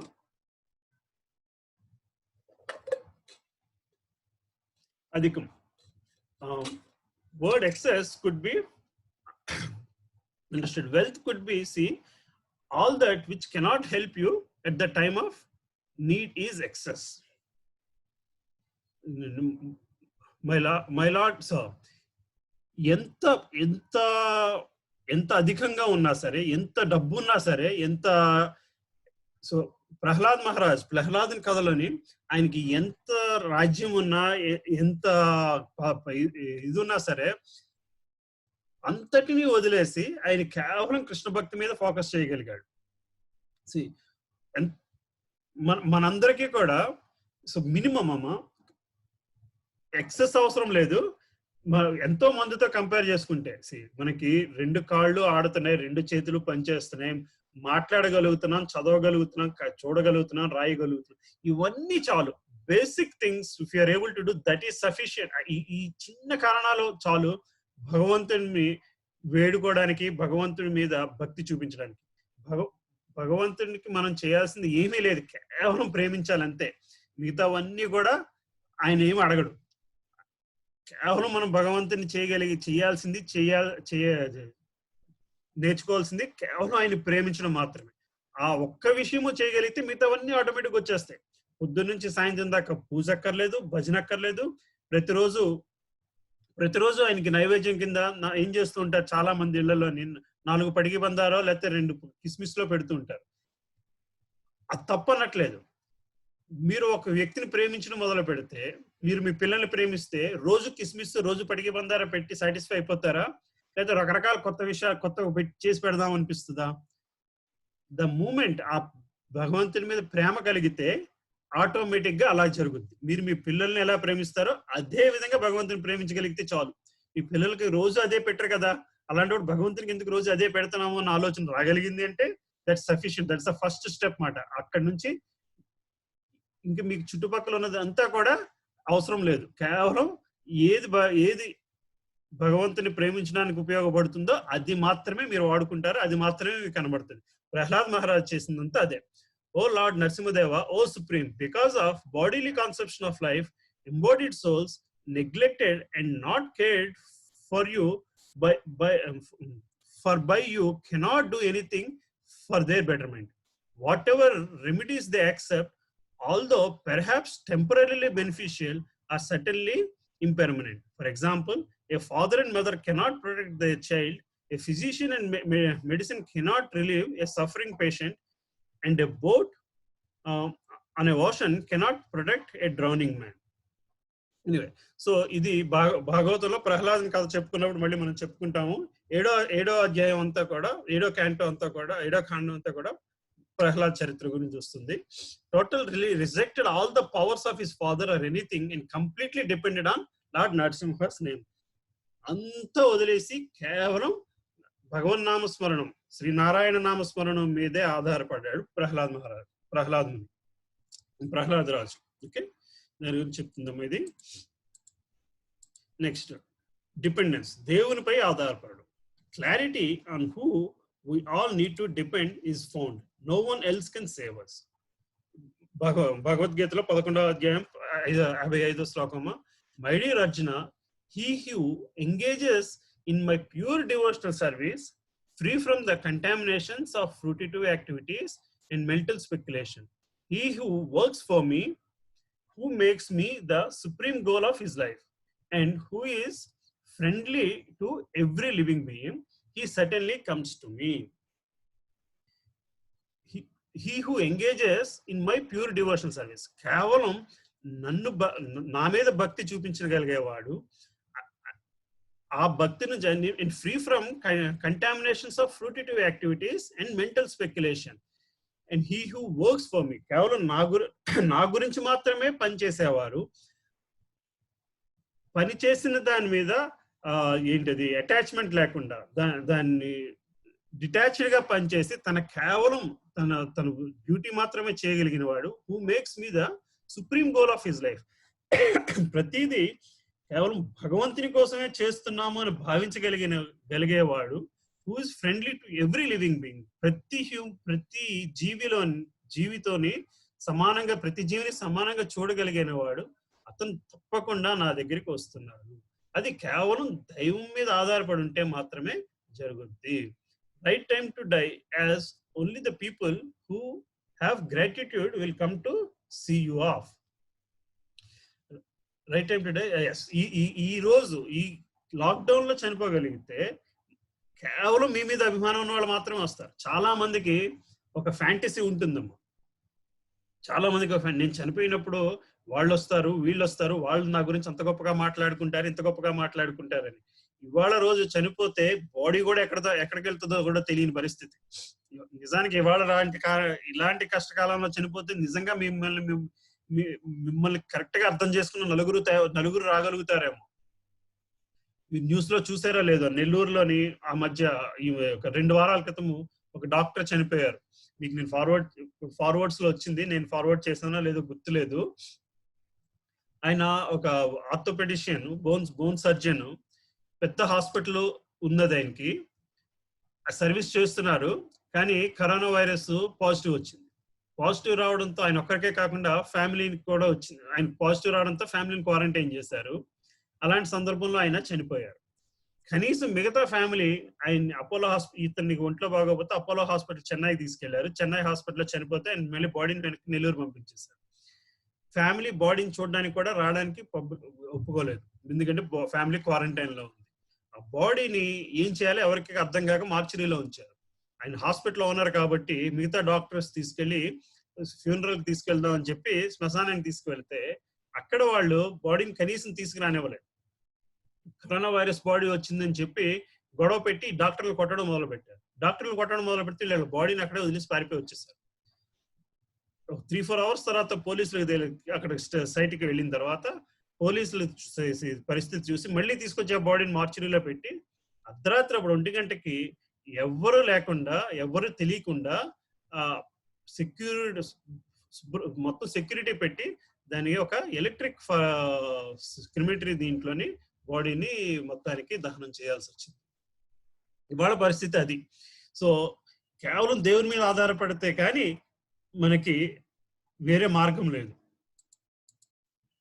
Then what else the devotees does? Observation based on knowledge and realization. Shastra Sakshu could see what is mentioned in Shastra.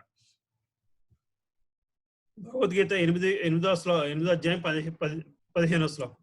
After attaining me, the great souls who are yogis in devotion never return to this temporary world, which is full of miseries, because they have attained the highest perfection. భక్తి యోగులైన మహాత్ములు నన్ను పొందిన పిమ్మట అత్యున్నతమైన సంసిద్ధిని పొందిన వారొకటిచే దుఃఖాలయమైన ఈ అనిత్య జగత్తును జగత్తుకు ఎన్నడూను తిరిగి రారు. ఇది ఈ సాక్షాత్కారం జరగడం కూడా అంత ఈజీ కాదు. గౌతమ బుద్ధుడికి అది జరిగింది. Could see the truth which ordinary people cannot see. రోజు చుట్టూరు జరుగుతున్న సంఘటనల్ని మనము చూస్తున్నాము, ఆయన చూశారు, కానీ ఆయన ఆ సంఘటనల నుంచి ఆ సాక్షాత్కారం జరగగలిగింది, అది జరిగింది. మనం భగవంతుని ఏంటిది డివోషన్ పెంచుకుంటే, భగవంతుని ఆలోచనలో నిండు ఉంటే మనకి కూడా అది జరుగుద్ది. భక్తి యోగులైన మహాత్ములు నన్ను పొందిన పిమ్మట అత్యున్నతమైన సంసిద్ధిని పొందిన వారు ఒకటిచే దుఃఖాలయమైన ఈ అనిత్య జగత్తుకు ఎన్నడూ తిరిగి రారు. ఇది చుట్టూరు జరుగుతున్నా సరే మనం అబ్జర్వ్ చేసి అది నిలబెట్టుకోగలగాలి. దాన్ని ఎల్లప్పుడూ ఆ పరిశీలనలో ఉండగలగాలి. ఇది అశాశ్వతము, అనిత్యము అన్నది గుర్తుంచుకోగలగాలి. Next, medicine. So what is the biggest medicine now? Appreciation for God's immune power in our own body could be seen. ఇవాళ మెడిసిన్ వస్తుందో లేదో తెలియదు, కానీ ప్రతి ఒక్కళ్ళు కూడా చెప్తుంది ఏంటి? కేవలం మన ఇమ్యూనిటీ సిస్టమ్ మీదే ఆధారపడి ఉండండి, మెడిసిన్ ఉంటుందో లేదో తెలియదు. ఇదం శరీరం పరిణామేశలం పతత్యవశ్యం స్లదసంధి జజ్జరం కిమౌషధం క్లిశ్యసి మూఢధర్మతే నిరామమయం కృష్ణ రసాయనం పిభ. ముకుందమాల స్తోత్రం నుంచి రాసిందమ్మా. రాఖే కృష్ణ మారే కృష్ణ రాఖే. భగవంతుడు మనల్ని రక్షించాలి అనుకుంటే ఎవ్వరూ ఏమి చేయలేరు, భగవంతుడు మనల్ని శిక్షించాలి అనుకుంటే ఎవ్వరూ రక్షించలేరు. ఈ శరీరం యొక్క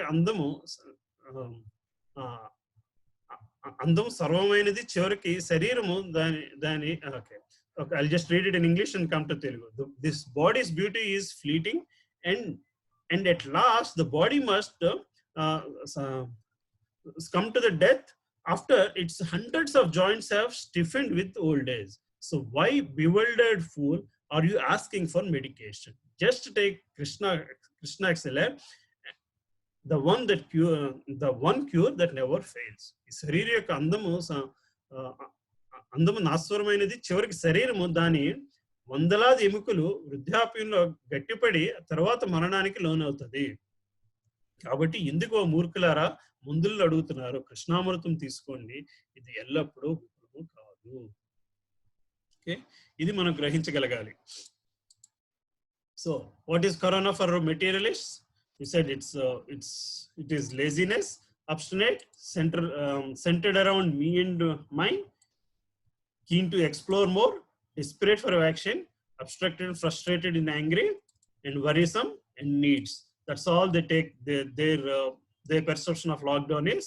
But for spiritualists, what we talked about it, they find a friend in Krishna, the soulmate, and then report card. The report card is all about connection with Krishna, and endeavor is for Lord Krishna's pleasure. కేవలం భగవంతుని ఆనందం కోసమే వాళ్ళు జీవితాంతం ఆలోచిస్తుంటారు.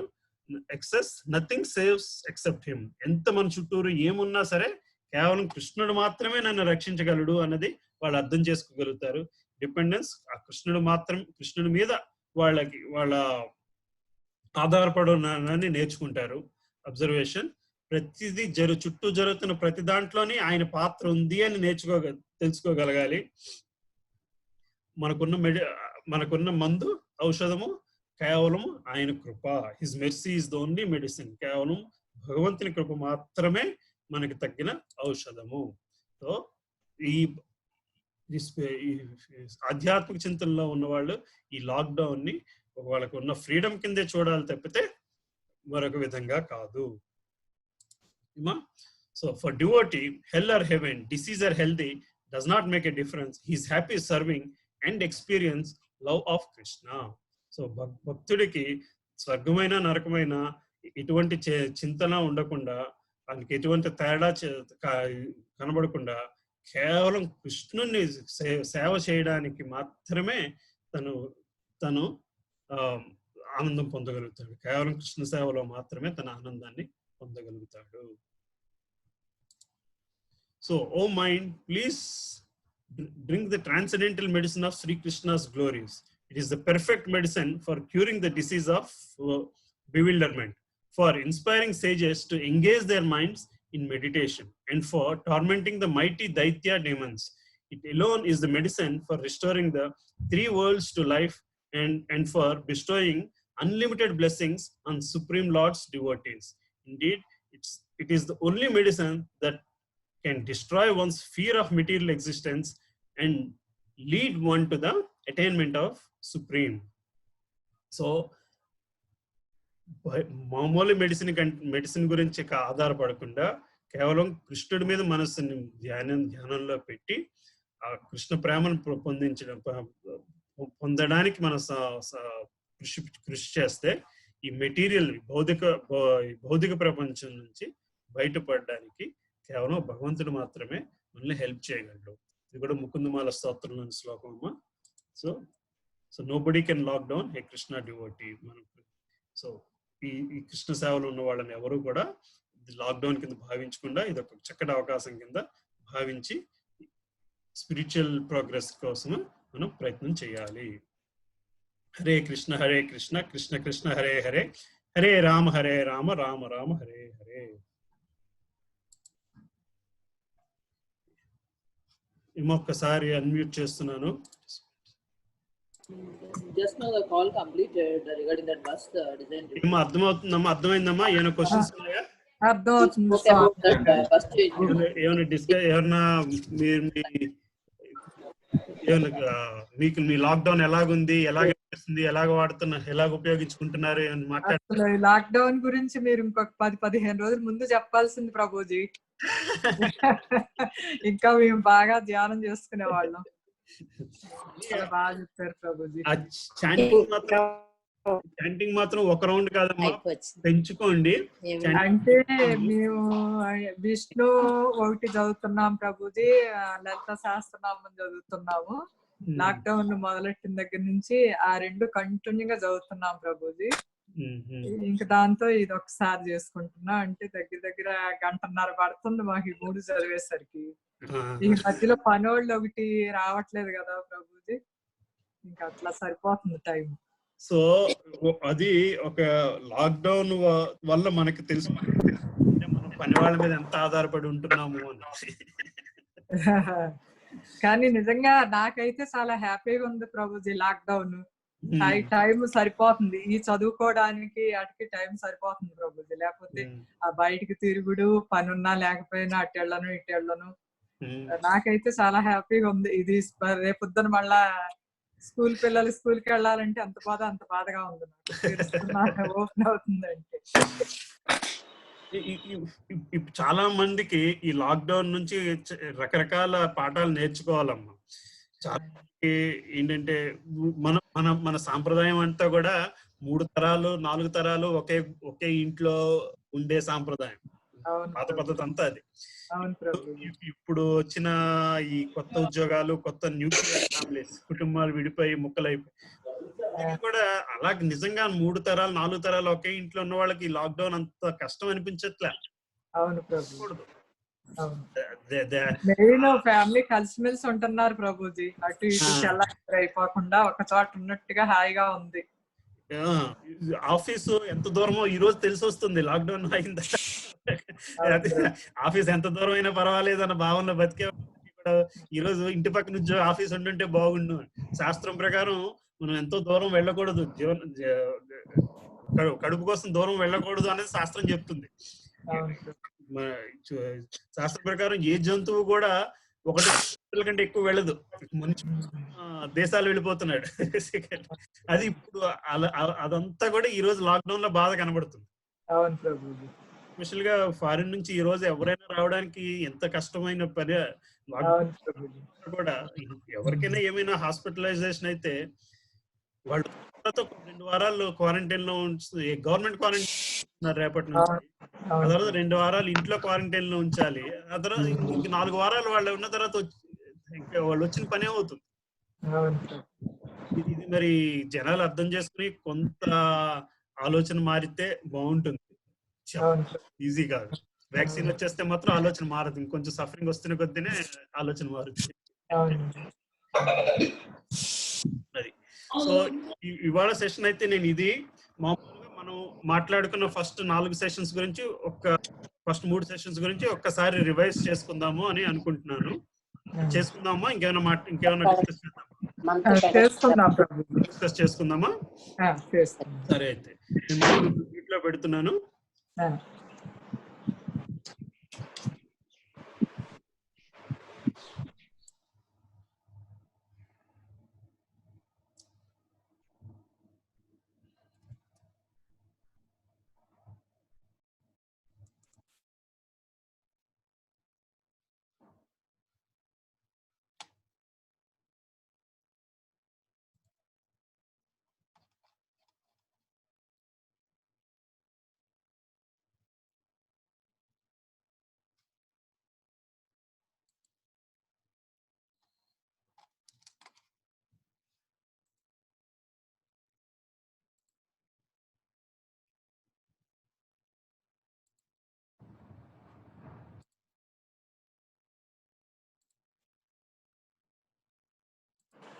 కనబడుతుందమ్మా? వినిపిస్తుంది ప్రభుజీ, చెప్పండి. So మనం SSR sessions ఇక్కడ స్టార్ట్ చేసామండి. ఫస్ట్ సెషన్ 12 సెషన్స్ కదా. 12 సెషన్స్ మనం శాశ్వతమైన సంతోషం దొరికిన దైవం నిజమా లేక సృష్ట, వేద శాస్త్రాలు నమ్మాలా, ఈ 3 సెషన్స్ మనం కంప్లీట్ చేసాము. త్రిగుణాలు అనగానేమి దగ్గర ఆగాము. త్రిగుణాల దగ్గరికి వెళ్ళలేదు. సో నెక్స్ట్ క్లాస్ త్రిగుణాల గురించి మాట్లాడుకుందాం. సో శాశ్వతమైన సంతోషం దొరుకుతుందా? In search of happiness, permanent versus temporary. ఇది సెషన్ 1. ఈ సెషన్ లో మనం నేర్చుకున్నది ఏంటంటే మనుషులకి జంతువులకి ఉన్న తేడా ఏమిటి, జంతువులు చేయలేనిది మానవుడు చేయగలిగింది ఏమిటి, మానవుడు మరి ఇతర జంతువుల మధ్య తేడా ఏమిటి, తినడం, నిద్రించడం, రక్షించడం మరియు సంభోగం చేయడం మినహా మానవులకు జీవితంలో ఏదైనా లక్ష్యం ఉందా? ఈ 4 అన్నిటికీ కామన్. తినడం, పడుకోవడం, మనల్ని మనం రక్షించుకోవడం, అంటే మనల్ని మన చుట్టూరు డబ్బు సంపాదన, అదంతా ఎందుకంటే మనల్ని మనం రక్షించుకోవడం కోసం, మరియు సంభోగం తప్పితే ఇంకేమైనా ఉందా? ఆహార నిద్ర భయం అయితున్నాం సామాన్యం ఏతత్ పశుభీర నారాయణం ధర్మోహి ఏకో అధిక విశేష ధర్మేణ హీన పశుహి సమాన. ఈ శ్లోకం మనం చదివాం. తినడం, నిద్రించడం, సంభోగం, రక్షణ ప్రవృత్తి జంతువుల్లోనూ మానవుల్లోనూ సమానంగా ఉంటుంది. మానవులకు ఒక్క అదనపు విషయం మాత్రమే బహుకరించబడేది, అదే దేవునితో వారి సంబంధాన్ని ఏర్పరచుకోవడం. మరో మాటలో చెప్పాలంటే మానవులకి జంతువులకి మధ్య ఉన్న తేడా, మానవులకి ఆధ్యాత్మిక శాస్త్రంలో శిక్షణ ఇవ్వవచ్చు, కానీ జంతువులకి అది వీలు పడదు.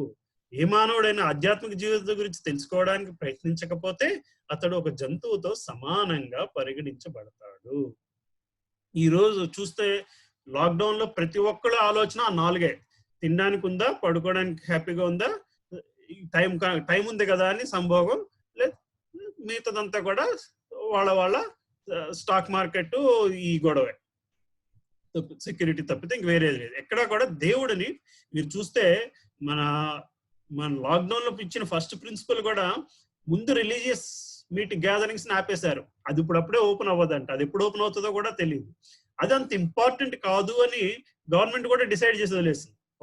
ఒక ఢిల్లీ చీఫ్ మినిస్టర్ ఆయన లాక్డౌన్ చేస్తూ ఫస్ట్ టైం లాక్డౌన్ చేసినాడు. నాకు 18 రోజులు లాక్డౌన్ చేస్తున్నాం, 18 రోజులు 18 అధ్యాయాలు చదువుకోండి అన్నాడు. ఆ మాత్రం కూడా మనకి ఎవరు చెప్పట్లేదు. మానవ జీవిత లక్ష్యం ఏంటి మరి? అయితే ఇతరుల జీవుల వల్ల జీవించడానికి ఎదురైన అవకాశాన్ని వృధా చేయవద్దు, సంకోచం లేకుండా ప్రయత్నించండి, నమ్మకాలను మేధస్సుకు వర్తించండి, అధికారం ఎవరిదో తెలుసుకోండి, ఆరా తగిన సాంప్రదాయం, అతోతో బ్రహ్మ జిజ్ఞాస, అది మనం రిలీజ్ చేయాలి. ఆ ఆలోచన మనం రిలీజ్ చేయాలి. లేకపోతే మనం లోబులము లేదా స్వార్థపరులు కృపణ. దీన్ని కూడా మనం భగవద్గీత శ్లోకంలో కృపణ అన్న పదాన్ని వాడతారు. వాడిన తర్వాత మనం మైండ్ని వాడకపోతే మనం కేవలము లోబిలితో పిసినారి వాళ్ళతో సమానము. అది తర్వాత నేను 2-3 చోట్ల భాగవతంలో కూడా చూశాను మా శ్లోకం. మళ్ళీ నేను కరెక్ట్ గా మీకు ఆ భాగవతంలో వాటి రిఫరెన్సెస్ మన క్లాస్ లో చెప్తాను. ఓకే, అసలైన సమస్య ఏంటి? మనం ప్రతిదీ సమస్య అనుకుంటున్నాము, కానీ అసలైన సమస్య ఏంటో మనం దీని గురించి చర్చించాము. అది అందరికీ సమస్య అయ్యి ఉండాలి. ఎవరో సమస్యని కోరుకోరు, ఎవరు ఈ సమస్య నుంచి తప్పించుకోలేరు. ఈ ప్రమాణానికి సరిపోయే సమస్యలు మనం డిస్కస్ చేసాం. భగవద్గీతలో దీన్ని 13వ అధ్యాయంలో 19వ శ్లోకంలో చెప్పారు. జన్మ మృత్యు జరా వ్యాధి దుఃఖ దోషానుదర్శనం. ఈ 4 అసలైన సమస్యలు: జననం, మరణం, వృద్ధాప్యం, వ్యాధి. ఈ 4 నుంచి బయటపడడానికి ఏం చేయాలి? రైట్. సో జననం ఎలా సమస్య అవుతుంది, మరణం ఎలా సమస్య అవుతుంది, వృద్ధాప్యం ఎలా సమస్య అవుతుంది, వ్యాధి ఎలా సమస్య అవుతుంది అన్నది కూడా మనం డిస్కస్ చేసాం. అది కాకుండా ఇంకేం డిస్కస్ చేసాము? బాధలు ఎన్ని రకాలు? 3 రకాలు. ఆధ్యాత్మిక దుఃఖం ఒకటి, ఆది భౌతిక దుఃఖం ఒకటి, ఆది దైవిక దుఃఖం ఒకటి. అంటే శరీరము, మనసు, మన శరీరం, మన మనసులో కలిగిన ప్రాబ్లమ్స్. ఆది భౌతిక అంటే మన చుట్టుపక్కల వాళ్ళ వల్ల కలిగిన ప్రాబ్లమ్స్. ఆది దైవిక అంటే భౌతిక ప్రకృతి. లైక్ కరోనా వైరస్ ఆది దైవిక దాంట్లోకి వెళ్ళొచ్చు. ఓకే, పరిష్కారం కోసం మనం విజ్ఞానం వైపు చూస్తున్నాము, కానీ అది కాదు. దాని గురించి డిస్కస్ చేస్తాం. దాని తర్వాత మన ఇంద్రియ ఆనందాలు, కళ్ళు, చెవులు, ముక్కు, నాలుక, చర్మం, వీటిని సాటిస్ఫై చేయడానికి కోసమే మనం ఇప్పుడు కృషి చేస్తున్నాము. కానీ అవన్నీ టెంపరీ, అశాశ్వతం అని మాత్రం మనము గుర్తించట్లేదు. నెక్స్ట్, మానవ యొక్క నిజమైన లక్ష్యం ఏమిటి? జీవితం యొక్క నిజమైన లక్ష్యం శాశ్వత పరిష్కారం, అన్ని కష్టాల నుంచి శాశ్వత ఉపశమనం. వీటి గురించి ఆలోచించాలి. సర్వకారణకారం ఏంటి, సర్వ మూలాధారం ఏంటి అన్నది. అక్కడ నుంచి మనము దేవుడు 2వ సెషన్ లోకి వచ్చాము. దైవం నిజమా లేకపోతే మానవుని సృష్ట అన్నది. ఓకే, ఇక్కడ ఏం చేస్తాం? ఇక్కడ దేవుడు లేడు, చింతించడం మానేయండి, మీ జీవితాన్ని ఆస్వాదించండి అన్నది ఒక వెస్టర్న్ ఫిలాసఫీ. మనకి ఇండియన్ ఫిలాసఫీలో కూడా క్రీప్ ఇన్ అయిపోయింది. అది ఇండియన్ థింకింగ్ లో కూడా వచ్చేసిన ఆలోచన అని దీని గురించి డిస్కస్ చేసాం. దేవుడి గురించి రకరకాలు చెప్పింది గురించి కూడా మనం డిస్కస్ చేసాం. మన తల్లిదండ్రుల ఆదర్శం, దేవుడికి సంబంధించిన ప్రశ్నలు సమాధానాలు లేవు, మీడియా చూపించిన మతాలు ఏవి చెప్పింది పాటించవు. ఇలా వీటి గురించి డిస్కస్ చేసాము. సో దేవుడు ఉన్నాడా అంటే ఫైనల్ గా ఏం చెప్పామో అవునా కాదా అంటే నాకే తెలియదు, అది దేవుడికే తెలియాలి. మరి ప్రాథమిక ప్రశ్నలు సమాధానం ఎలా దొరుకుతుంది? అక్కడ మనం శాస్త్రాల వైపు మళ్ళీ మన శాస్త్రంలోకి వెళ్ళి మనం దేవుడు ఉన్నాడా లేదా అనేది విశ్లేషణ చేసాం. మనం ఈ ఎక్సర్సైజ్ గుర్తుంది కదమ్మా, కోరిక ఉంది, దాని నెరవేర్పు విధానం ఉంది, దానికి మనిషి నెరవేర్పులని కనుక్కున్నాడు. ఓకే, మామూలు న్యాచురల్ గా జరిగే సొల్యూషన్ ఏంటి, మానవుడు చెప్పిన సొల్యూషన్ ఏంటి, ఆ విధంగా చూసుకున్నా మనకి ఈ లోకంలో నెరవేర్చలేనిది ఏమిటి లేదు. ప్రార్థన చేయాలనే కోరిక సహజము, భగవంతుని ఆశ్రయం పొందే కోరిక సహజము. కరెక్ట్ అయిన సమాధానము దేవుడు. దేవుని సమాజ నెరవేర్పు ఉండాలి. ఆ నెరవేర్పు మరెవరో కాదు, దేవుడు బ్రహ్మం, పరమాత్మ, భగవానుగా భావించారు అని మనం దీని గురించి చూసాము, డిస్కస్ చేసాము. శ్రీకృష్ణుడు తానే సృష్టికర్త అని భగవద్గీతలో ప్రకటించుకున్నాడు. నేనే సర్వములైన ఆధ్యాత్మిక భౌతిక జగత్తులకు కారణభూతులను, సర్వము నా నుండియే ఉద్భవించుచున్నది. ఈ విషయమును సంపూర్ణంగా నెరిగిన బుద్ధజనులు నా భక్తి యందు నెలకొని నన్ను హృదయపూర్వకంగా అర్చించుతారు. ఇది దేవుడు తనకు తాను డిక్లేర్ చేసుకున్నా సరే కూడా మనం ఇంకా బిగ్ బ్యాంగ్ సిద్ధాంతాన్ని అంగీకరించడానికి సిద్ధంగా ఉన్నాం. కానీ దేవుడు సృష్టికర్త అని మన శాస్త్రాలు అన్నిట్లోనే రాసి ఉన్నా సరే మనం అంగీకరించడానికి రెడీగా లేము. ప్రక్రియ విజ్ఞానం చూసాము. బౌద్ధిక స్వభావం వాటి చట్టాలు దేవుని దర్శకత్వంలో పనిచేస్తాయి. దీని గురించి కూడా మనము చదువుకున్నాము. కౌంతేయ, నా శక్తులలో ఒకటైన ఈ భౌతిక ప్రకృతి నా అధ్యక్షతను వర్తించుచు స్థావర సృష్టించుచున్నది. దాని నియమములను అనుసరించి ఈ జగత్తు మరల సృష్టింపబడుచు లయమునందుచున్నది. అలాగే వాస్తవునకు ప్రకృతి జన్యత గుణములచే వనరింపబడు కర్మలకు మిథ్యాహంకారంచే మోహితుడైన జీవాత్మ తనను తాను కర్తనని భావించుచున్నాడు. 2 శ్లోకాలు చూసాము. ఇవి త్రిగుణ భగవద్గీతలో సగం 50% అంతా కూడా ఈ 3 త్రిగుణాల గురించే రాసి ఉంటుందమ్మా. సత్వగుణము, రజోగుణము, తమో గుణము, ఈ 3 గుణాల గురించే భగవద్గీతలో సగానికి ఎక్కువ ఉంది. దాని గురించి మన నెక్స్ట్ సెషన్ అంతాను దీనికి సంబంధించిన శ్లోకాలు ఇవి. వీటి గురించి కూడా మనం మాట్లాడుకున్నాము. అన్నిసార్లు గ్రంథం అంగీకరించిన దేవుని నిర్వచనం. దేవుడు నిర్వచనం ఏమిటి? He has to be source of everything. ప్రతి దానికి ఆయన మూలమై. ఇది బ్రహ్మ సంహిత నుంచి కూడా చూసాము. గోవిందాను పిలువబడే కృష్ణుడే దేవదేవుడు. ఆయనకి శాశ్వతమైన ఆనందకరమైన ఆధ్యాత్మిక శరీరం ఉంది. ఆయన అన్నింటికీ మూలము. అతనికి వేరే మూలము లేదు. మరియు సర్వకారణములకు ఆయనే మూల కారణము. ఇది బ్రహ్మ సంహితలో ఉన్న శ్లోకము. సో మనం ఎస్టాబ్లిష్ చేసుకున్న 5 ప్రిన్సిపల్స్ లో ఇది ఒకటి, సోర్స్ ఆఫ్ ఎవ్రీథింగ్. రెండోది, అన్నిటి మీద అధికారం ఉన్న మహోన్నతమైన వ్యక్తి, సుప్రీం కంట్రోలర్ ఆఫ్ ఎవ్రీథింగ్. ప్రతిదీ నియంత్రించగలిగే వ్యక్తి ఎవరైనా ఉంటే అది భగవంతుడు. దీనికి కూడా మనం ఎగ్జాంపుల్స్ చూసాము. దీనికి ఎగ్జాంపుల్స్ చూసాము. ఆయన he has to be the supreme controller of everything. ఆయన మాత్రమే అది భగవంతుడు అని. ఓకే, అలాగే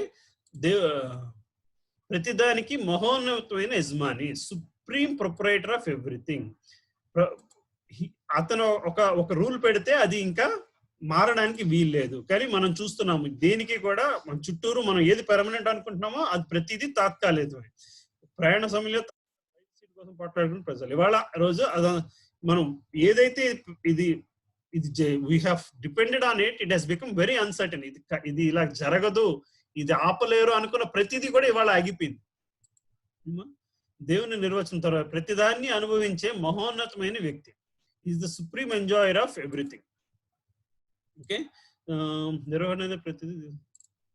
నెక్స్ట్ ది ప్రతిదాన్ని అనిపించేది సుప్రీం ఎంజాయర్ ఆఫ్ ఎవ్రీథింగ్. ఇది మళ్ళీ భగవద్గీతలోంచి 5.29 శ్లోకం నుంచి, నా సంపూర్ణ భావన యందు ఉన్నవాడు నన్ను సర్వజ్ఞములకు మరియు తపస్సులకు భక్తగాను, సకల గ్రహములకు మరియు దేవతలకు ప్రభువుగాను, సకల జీవులకు లాభమును గూర్చిన వానిగాను, శ్రేయోభిలాషగాను తెలుసుకుని భౌతిక దుఃఖముల నుండి విడివడి పరమ శాంతిని పొందును. మనం భగవంతుని సుప్రీం ఎంజాయర్ ఆఫ్ ఎవ్రీథింగ్ అని అంగీకరించగలిగిన వారి పరిస్థితి గురించి చెప్పారు. అలాగే నెక్స్ట్ది, అతను యజమాని అయి ఉండాలి, అతనికి అధికారం ఉండాలి, అతను సృష్టికర్త అయి ఉండాలి, సృష్టి నిర్మాణికుడు, అతను సర్వకారణకు కారణం ఉండాలి. ఈ 4 కారణాలు ఫుల్ఫిల్ చేయగలిగిన వాడు మాత్రమే భగవంతుడు. దేవుడు అని చెప్పుకునే ఎవరైనా ఏ మినహాయింపు లేకుండా ఈ 4 ప్రమాణాలు కలిగి ఉండాలి. అవి నెరవేర్చగలైతే అతను భగవంతుడు, లేకపోతే అతను పశువుతో సమానము. ప్రభుపాదుల వారు చెప్పిన మాట కూడా మనం చూసుకున్నాము. సో మన చుట్టుపక్కల దేవుడు అని పిలిపించుకునే వాళ్ళందరూ కూడా ఎవరైనా సరే ఈ 4 ప్రమాణాలకి కానీ సాటిస్ఫై అవినప్పుడు మాత్రమే ఆయన దేవుడు అని మనం చెప్పగలము. మనకున్న శాస్త్ర సంపదను బట్టి ఈ 4 సాటిస్ఫై చేయగలిగిన కేవలం శ్రీకృష్ణుడు మాత్రమే. అందుకోసం మనం శాస్త్రాల వైపు తిరిగి, శాస్త్రాలు అంటే ఏముంటాయి, శాస్త్రం జ్ఞానం అన్నది ఎలాగొస్తుంది అనే దాని గురించి డిస్కస్ చేసాం 3వ క్లాస్లోనే. వేదాలు అంటే ఏంటి, అవి ఋషులు రాసిన తాళపత్రాల మీద రాసిన, తాటాకుల మీద రాసినవి అని మనం అనుకుంటున్నామా, ఇలాగా మనం వీటిని గురించి డిస్కస్ చేసాము. ఋగ్వేదము, సామవేదము, యజుర్వేదము, అథర్వణ వేదం గురించి మాట్లాడుకున్నాము. అది వేదాల తర్వాత పురాణాల గురించి మాట్లాడుకున్నాము. వేదాంగాలు, ఉపవేదాలు. ఓకే, పురాణాల్లో ఎన్ని శ్లోకాలు ఉన్నాయి, ఏ పురాణాలు ఎవరి కోసము.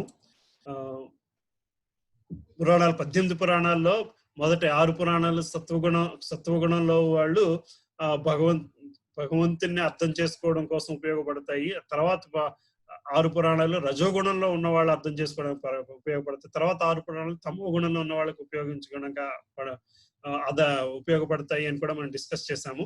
దీని గురించి మళ్ళీ నెక్స్ట్ క్లాస్ లో ఈ 3 గుణాల గురించి డిస్కస్ చేస్తాము. మొత్తం శ్లోకాల సంఖ్య, మనకున్న 18 పురాణాల గురించి ఇదంతా మనకున్న సంపద. ఇందులో అన్ని శ్లోకాలు ఉన్నాయా లేదంటే మరి నాకు తెలియదు. బట్ మనము మన జీవిత కాలంలో భగవద్గీత, భాగవత పురాణం చదువుకోగలిగితే చాలు.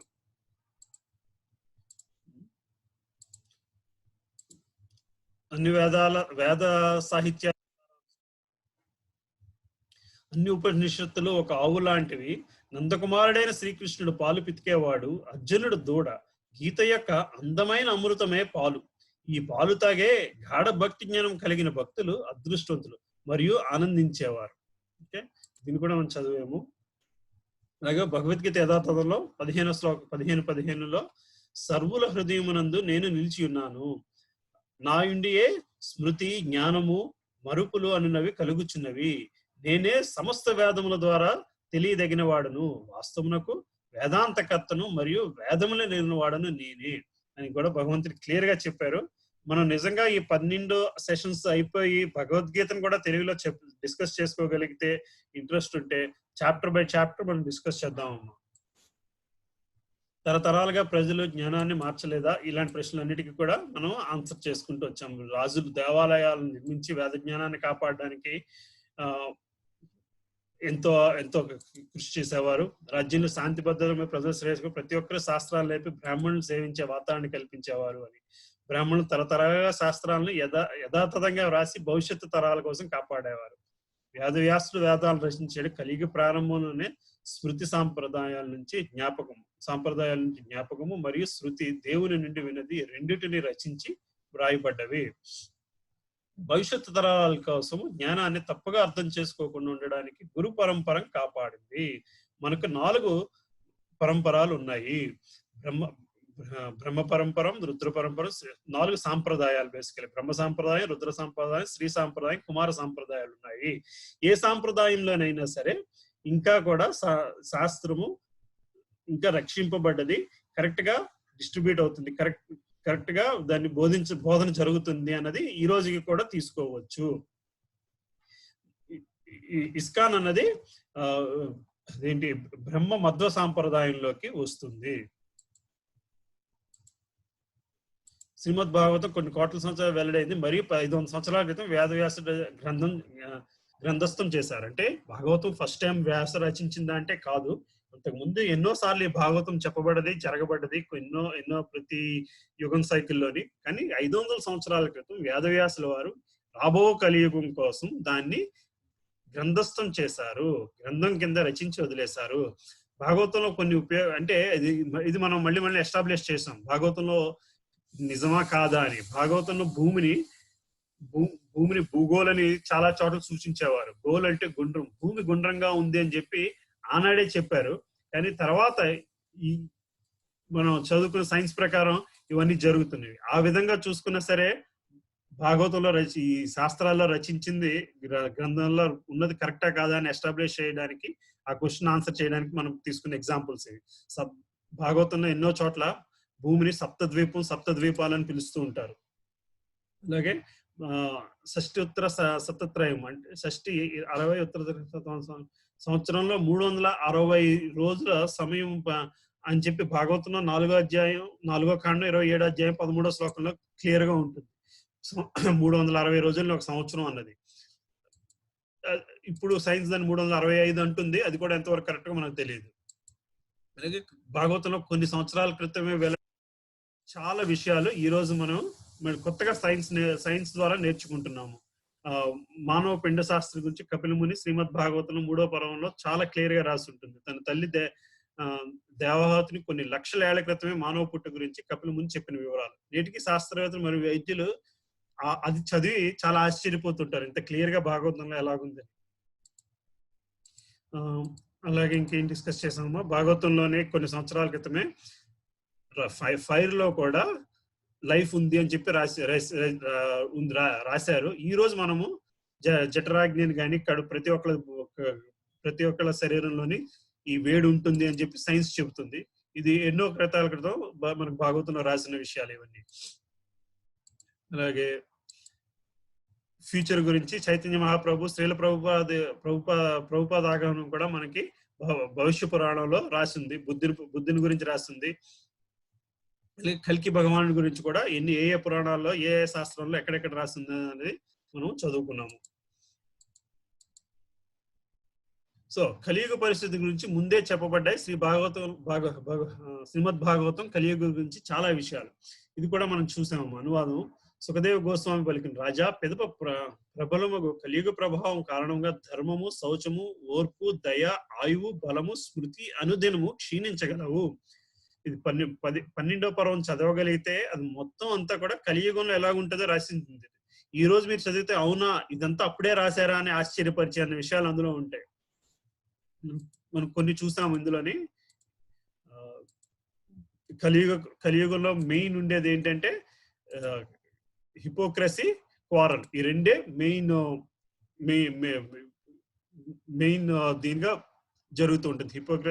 వంచన, హిపోక్రసీ అంటే క్వారల్ అంటే హిపోక్రసీ అంటేనే వంచన. ఓకే, తగాదా, వంచన, తగాదా ఈ రెండింటి మధ్యనే జరుగుతూ ఉంటుంది కలియుగంలో ఉండే మెయిన్ క్యారెక్టర్స్. ఈ రోజు మనం ఆచరణాత్మకంగా తరచు చూసే కలియుగంలో కొన్ని అంశాలను కూడా మనం అందులో చూసాం. శౌచము, పరిశుభ్రత, దీని గురించి కూడా మాట్లాడుకున్నాము. ఒకప్పుడు ఇంట్లో భోజనం చేసేవారు బయటకు వెళ్ళేవారని, ఇప్పుడేమో బయట భోజనం చేస్తున్నారు, ఇంట్లో వాష్రూమ్ వాడుతున్నారు. దయ అన్నది లేకుండా ప్రతి జంతువుని కూడా దయ లేకుండా ఇది చేయడం వల్లనే కలియుగంలో ఉన్న వన్ ఆఫ్ ద జరిగే క్యారెక్టరిస్టిక్స్. దానివల్లే మనం చూస్తున్నాం. ఇంకా కలియుగం స్టార్టింగ్ లోనే కరోనా లాంటివి, వైజాగ్ ఇన్సిడెంట్స్ లాంటివి ఎన్నో జరుగుతున్నాయి, చూస్తున్నాం. ఇది ఎందువల్ల జరుగుతుంది? కేవలం మనము మిగతా జంతువుల మీద దయ చూపించలేకపోవడం వల్ల. మనకి లాక్డౌన్ స్టార్ట్ అవగానే ఒక రోజు ఒక సెషన్ లోని ఈ ప్రశ్న వచ్చిందమ్మా. రాధేశ్యామ్ ప్రభుజీని క్వశ్చన్ అడిగితే ఆయన ఒకటే మాట చెప్పారు. ఏంటి గజేంద్ర మోక్షంలోని ముసలికి బదులు మనిషి ఏనుగును పట్టుకుంటే కథ ఇంకోలాగా ఉండేదా? ఏనుగు కృష్ణుడిని ప్రార్థించినప్పుడు కృష్ణుడు అవతల వ్యక్తి ముసలాన్ని చూడడు, భక్తునికే ప్రాధాన్యత ఇస్తాడు. అలాగే కరోనాలో కూడా దాంట్లో కూడా ఆత్మ ఉంటుంది. బహుశా ఈసారి అవి మానవుని కంటే ఎక్కువ భగవంతుని ప్రార్థించాయేమో అన్నారు. సో మనకి ఆ దయ లేకపోతే అదే జరుగుద్ది. ఈ రోజు బయట జంతు మాంసాన్ని ఎంత దయ లేకుండా జనరేట్ చేస్తున్నారో వాటన్నిటి కూడా అవన్నీ కూడా అవి పడ్డ బాధ మరో విధంగా మానవుని మీద చూపెడుతూ ఉంటుంది. జీవితకాలం కలియుగంలో జీవితకాలం తగ్గుతుంది. ఇవంతా మనం చూసాము. 4 యుగాలు ఎలాగా యుగానికి తేడా వస్తుందో అది కూడా మనం చూసుకున్నామమ్మా వేరే స్లైడ్ ప్రెజెంటేషన్ లో. ఈరోజు మన ప్రతిరోజు జ్ఞాపక శక్తి తగ్గిపోతుంది. సుఖదేవ్ గోస్వామి 18,000 శ్లోకాలను సుత గోస్వామికి చెప్పారు. సుత గోస్వామి అది విని భాగవత పురాణం కింద మళ్ళీ అతను తన శిష్యులకు చెప్తే అప్పుడు భాగవతం రచించబడింది. సో జరిగిన కథ ఏంటంటే, సుఖదేవ్ గోస్వామి పరీక్షిత్ మహారాజుకి చెప్తున్నప్పుడు రకరకాల మునులు వాళ్ళందరూ వచ్చి కూడా కథను వింటారు. అందులో సుత గోస్వామి ఒకడు. మళ్ళీ సుత గోస్వామిని తన శిష్యులు భాగవత కథను చెప్పమంటే ఆయన మళ్ళీ చెప్తారు. అప్పుడు అది మనకి భాగవతం కింద రచించబడింది. అందుకే ప్రతి చోట కూడా సుఖదేవ వాచ సుఖదేవ గోస్వామి ఇట్లు పలికిన వస్తూ ఉంటుంది.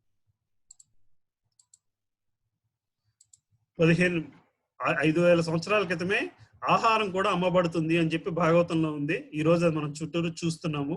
ఇలాంటివన్నీ జరిగినంత కాలము కూడా ఇలాంటి ప్రాబ్లమ్స్ వస్తూనే ఉంటాయి. విద్య అమ్మబడుతుంది, నీరు అమ్మబడుతుంది, గాలి అమ్మబడుతుంది. ఇవన్నీ కూడా ఇవాళ చూస్తున్నాం. గాలిని కూడా కొనుక్కోవాల్సిన పరిస్థితి వచ్చేసింది. సిలిండర్ లేకపోతే మనిషి బతకని పరిస్థితి కరోనా వైరస్ వచ్చిన ప్రతి ఒక్కరు కూడా. ఇంకా కలియుగం చివరికి ఎలా జరుగుతుందో అనేది కూడా మనం చూసాం. నడ్డి ఒడ్డున ఒక మొక్క కూడా పెరగదు. మొదటి 5 సంవత్సరాల తర్వాత 10,000 సంవత్సరాల తర్వాత ప్రపంచంలో దేవుడు అనే మాటే ఉండదు. ఇంకో 5,000 సంవత్సరాల తర్వాత దేవుడు అనే మాటే ఉండకుండా పోతుంది. సో అంత దాకా మళ్ళీ రాకుండా ఉండగలిగే మార్గం మనం చూసుకొని బయటపడిపోవాలి ఈ సైకిల్ నుంచి. ఇందుకు చాలా శాస్త్రం ఇది కూడా చూసాము. శాస్త్రాలు నిన్నుండగా తేడా ఏంటి? ఒక్కొక్కడు వాళ్ళ దృష్టిలో చూస్తారు. అందువలన మనకి అన్ని మతాలు అన్ని ఇస్లాం మతం, క్రైస్తవ మతం, హిందూ మతం అని ఎలాగ రావాల్సిన అవసరం వచ్చింది, దేవుడి రూపం ఎందులో ఎలాగా డిస్క్రైబ్ చేశారు అన్నది కూడా మనం చూసాము. సో దేవుడి శాస్త్రాలను యథాతథంగా అధ్యయనం చేసినప్పుడు 6 అజ్ఞానాలను తొలగించబడతాయి. మనం ఒక శరీరము అని అంగీకరించడం మానుతాము. ఇంద్రియ సంతృప్తే మన జీవిత లక్ష్యము అన్న అజ్ఞానం నుంచి మనం బయటపడాలి. భౌతిక గుర్తింపు ఎల్లప్పుడూ ఆందోళనే. మెటీరియలిస్టిక్ వరల్డ్ లోని ఎప్పుడు డిస్సాటిస్ఫాక్షన్ అనేది ఉంటుంది. భౌతిక ఆస్తులు కోల్పోవడం వల్ల విలపించడము. మెటీరియలిస్టిక్ భౌతిక ఆస్తి పోయినంత మాత్రాన విలపించాల్సిన అవసరం లేదు.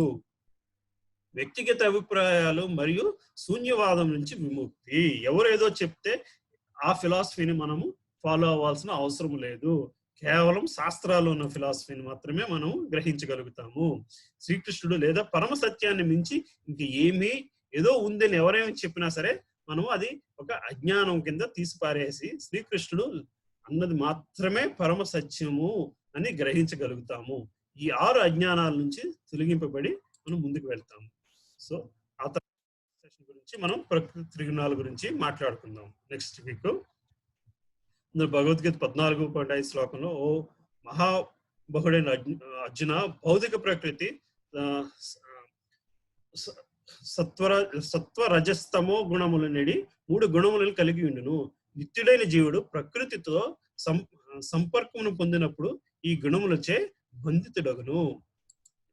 అక్కడితో మనం ఆపాము. ఈ శ్లోకం ఇక్కడ నుంచి మనం నెక్స్ట్ సెషన్ లో ఈ త్రిగుణాల గురించి మాట్లాడుకుందాం. ఏమా ఎనీ క్వశ్చన్స్?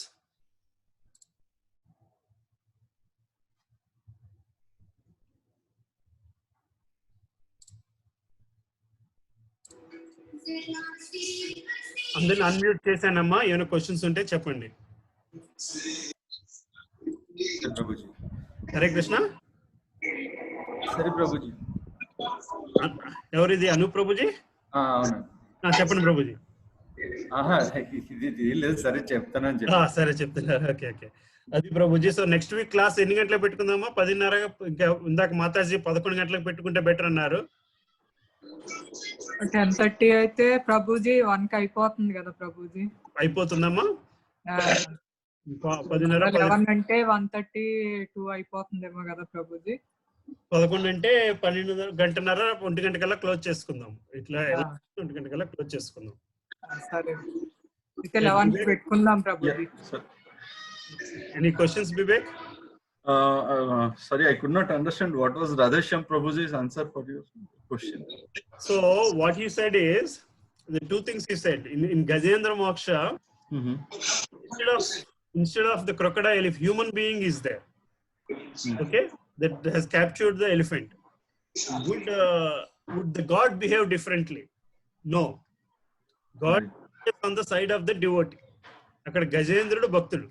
గజేంద్రుడు పూజిస్తే గజేంద్రుడు ఎవరు హింసిస్తున్నారో వాళ్ళు మనుషులైనా, if he's a man or animal, he would treat them and he'll kill them. So this how the souls in the soul virus are dear to God mind. Maybe they're praying for liberation from human beings. Oh, okay. So we have to pray more than the virus. Exactly. Ante. You have to be more dearer. You have to love God more. So the some what do you call it, the displeasure we have created to animals, like in meat eating, okay, they all have souls, they all have suffered in the missions of becoming from animal to meat. That suffering is not going to go waste. That suffering, that prayer, if that animal prayed, that prayer will not go waste. It has to come back. Unless we show that compassion to other living beings, మిగతా జంతువుల మీద compassion చూపించకపోతే, that will have cascading effect. Lockdown has shown everything that we are living against the Shastra. Lockdown has shown everything that we're living against the Shastra, right? And that exactly is what is we are asked not to do. Because of lockdown, the rivers are better now. The pollution that the man is creating, has come down. See, all that is happening only because of greediness of human being, right? So the 1 week, 1 month, 2 months has shown that you can live without those. And this is time for us to make those corrections. ఈ నెలలో ఇవేవీ లేకుండా బతకడానికి మార్గం ఎంచుకునే అవకాశం, అది మనం నేర్చుకుని దాన్ని లాక్డౌన్ అయిన తర్వాత, after lockdown you have to start implementing. There will be a second lockdown, there will be a third lockdown. You call corona some other. Until then, you have to see corona as Krishna's karuna. Otherwise, it's corona only. So the karuna, right? Yes. The other questions, like the Narasimhartha chesi close chestu.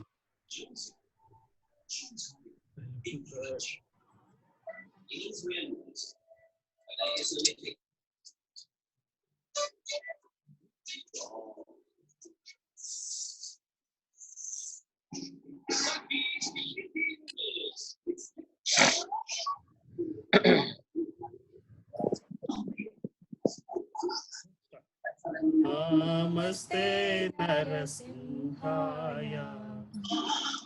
Namaste Narasimhaya. Hiranyakashipu Shilatankanakalaye Ito Simho Parato Narsimho Yami Tato Narsimho Bahe Narsimho Hridaye Narsimho Narasimha Madim Sharanam Prapati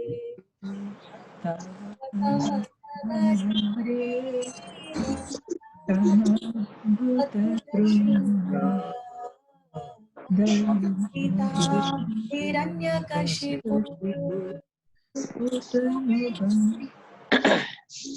Shabadrita Hari Rupa Jagadish Jai Jagadish Hari Jai Jagadish Hari Jaya Narasimhadev Narasimhadev Jaya Narasimhadev Jaya Pranamara Jaya Prabhupada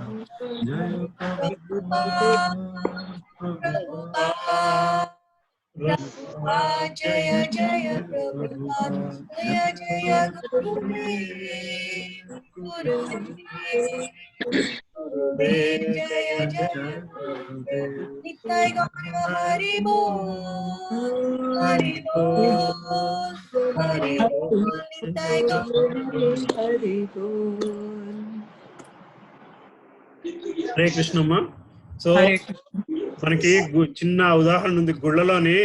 గుడికి వెళ్ళడానికి వీలవన వాళ్ళ కోసము ఊరేగింపు జరిగి దేవుడిని బయటికి తీసుకొస్తారంట. అలాగా సత్సంగానికి రాలేని వాళ్ళ కోసం ఈ జూమ్ సెషన్, స్కైప్ సెషన్స్ అవుతున్నాయి అన్నమాట. ఇంట్లో వాళ్ళందరినీ కూర్చోబెట్టడానికి అయితే ఒక మంచి అవకాశం.